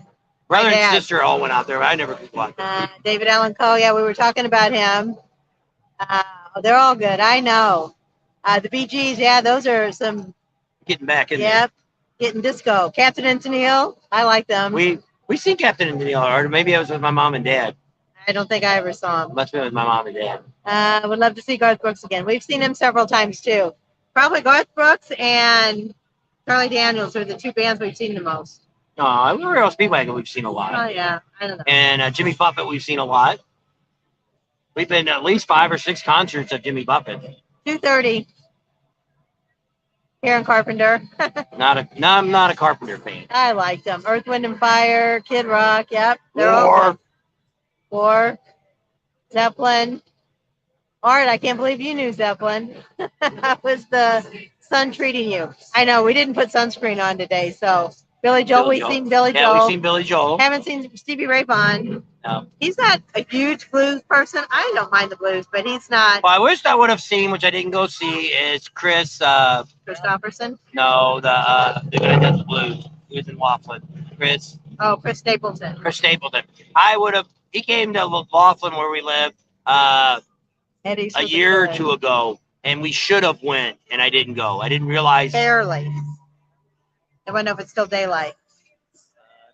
Lights Grateful up. Dead 2 times, Pretty Smoky. Yeah, I bet it was. Grateful Dead. Jerry Garcia. Never been to that. No, but I can only imagine.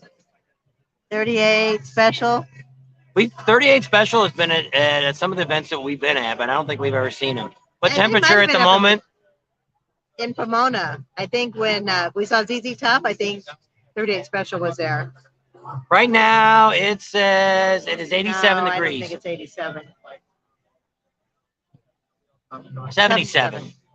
It cools down here really, really quick. Yeah. So there's a quick temperature. Black Flag. I don't know who Black Flag is. Isn't that a spray to kill bugs? Sticks we've seen. I haven't been listening to some of the Motorhead. Not sure if that's good or not. That's Ron.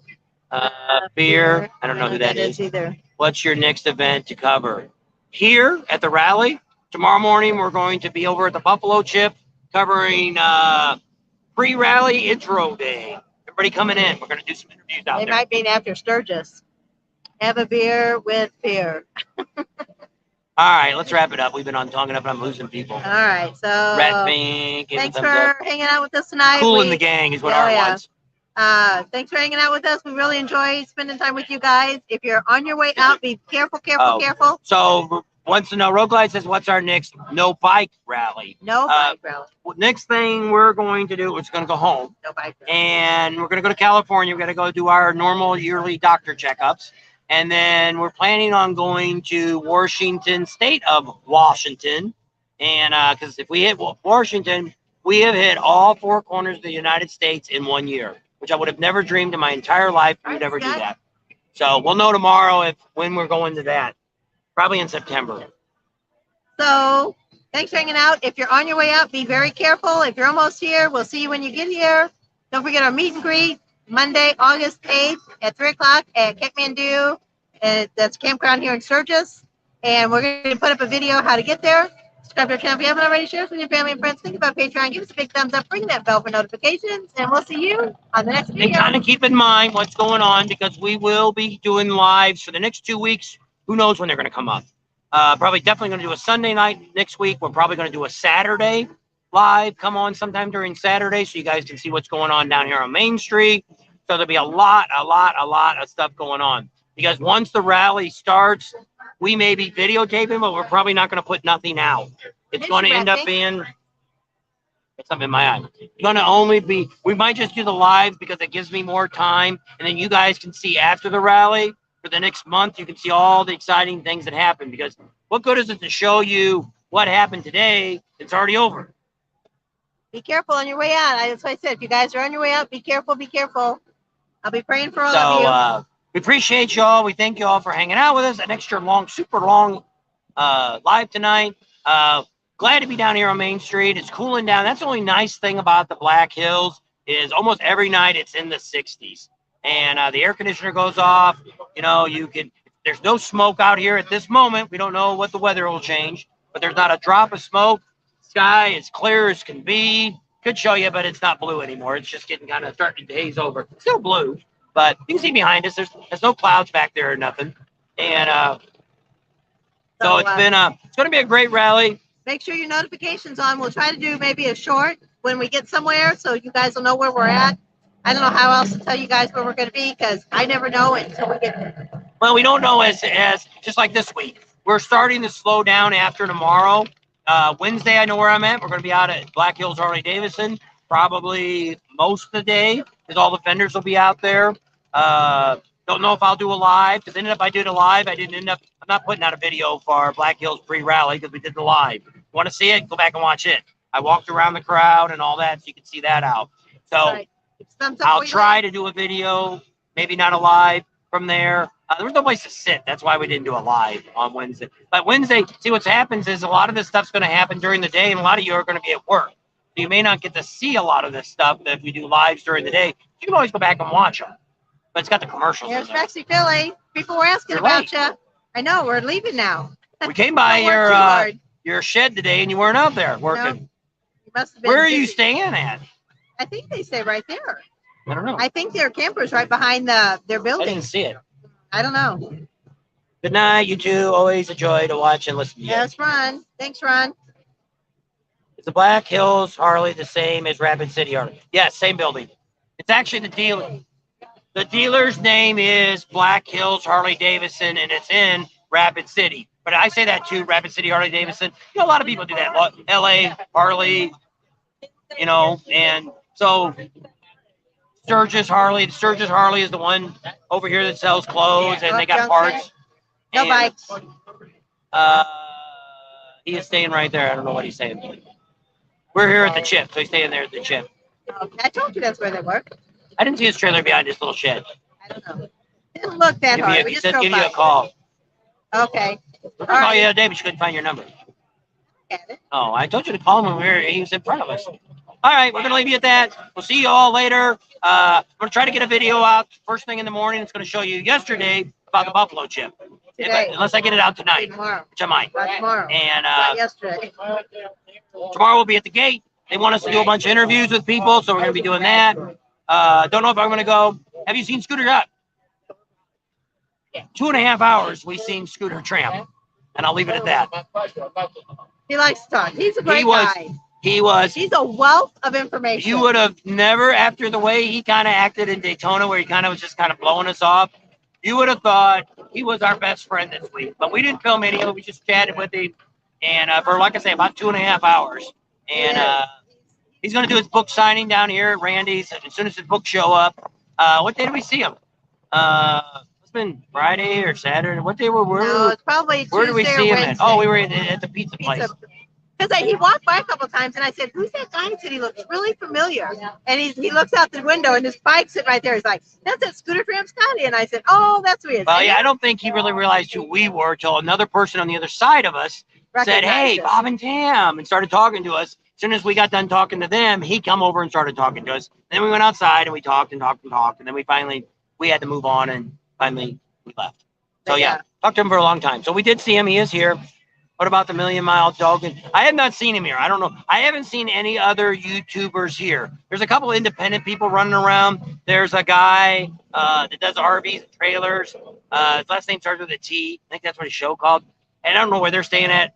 I think he's doing a live in a couple of days or something. I don't know. Other than that, I don't know. I don't know anybody else out here. The Monkey Man, I didn't write him an email yet. Still in St. Louis. Yeah, I think he's still in St. Louis. I don't think he's going to get here probably till the 5th. I don't think he paid for pre-rally. Hi. So with that, maybe we'll email the Monkey Man and see where he's at and see if he'll tell us when he's going to show up. And maybe we'll chase him down at the gate when he comes in. Depending on what day it is. Because the 5th, we can't stay there very long because that's the day they're going to work on my bike and fix my noise. So that'd be a great video. Another how-to video. Yep, we're all done. See you later. Bye. Hit the end button. Thanks for hanging out. We'll see y'all soon. Get away. You didn't hit it.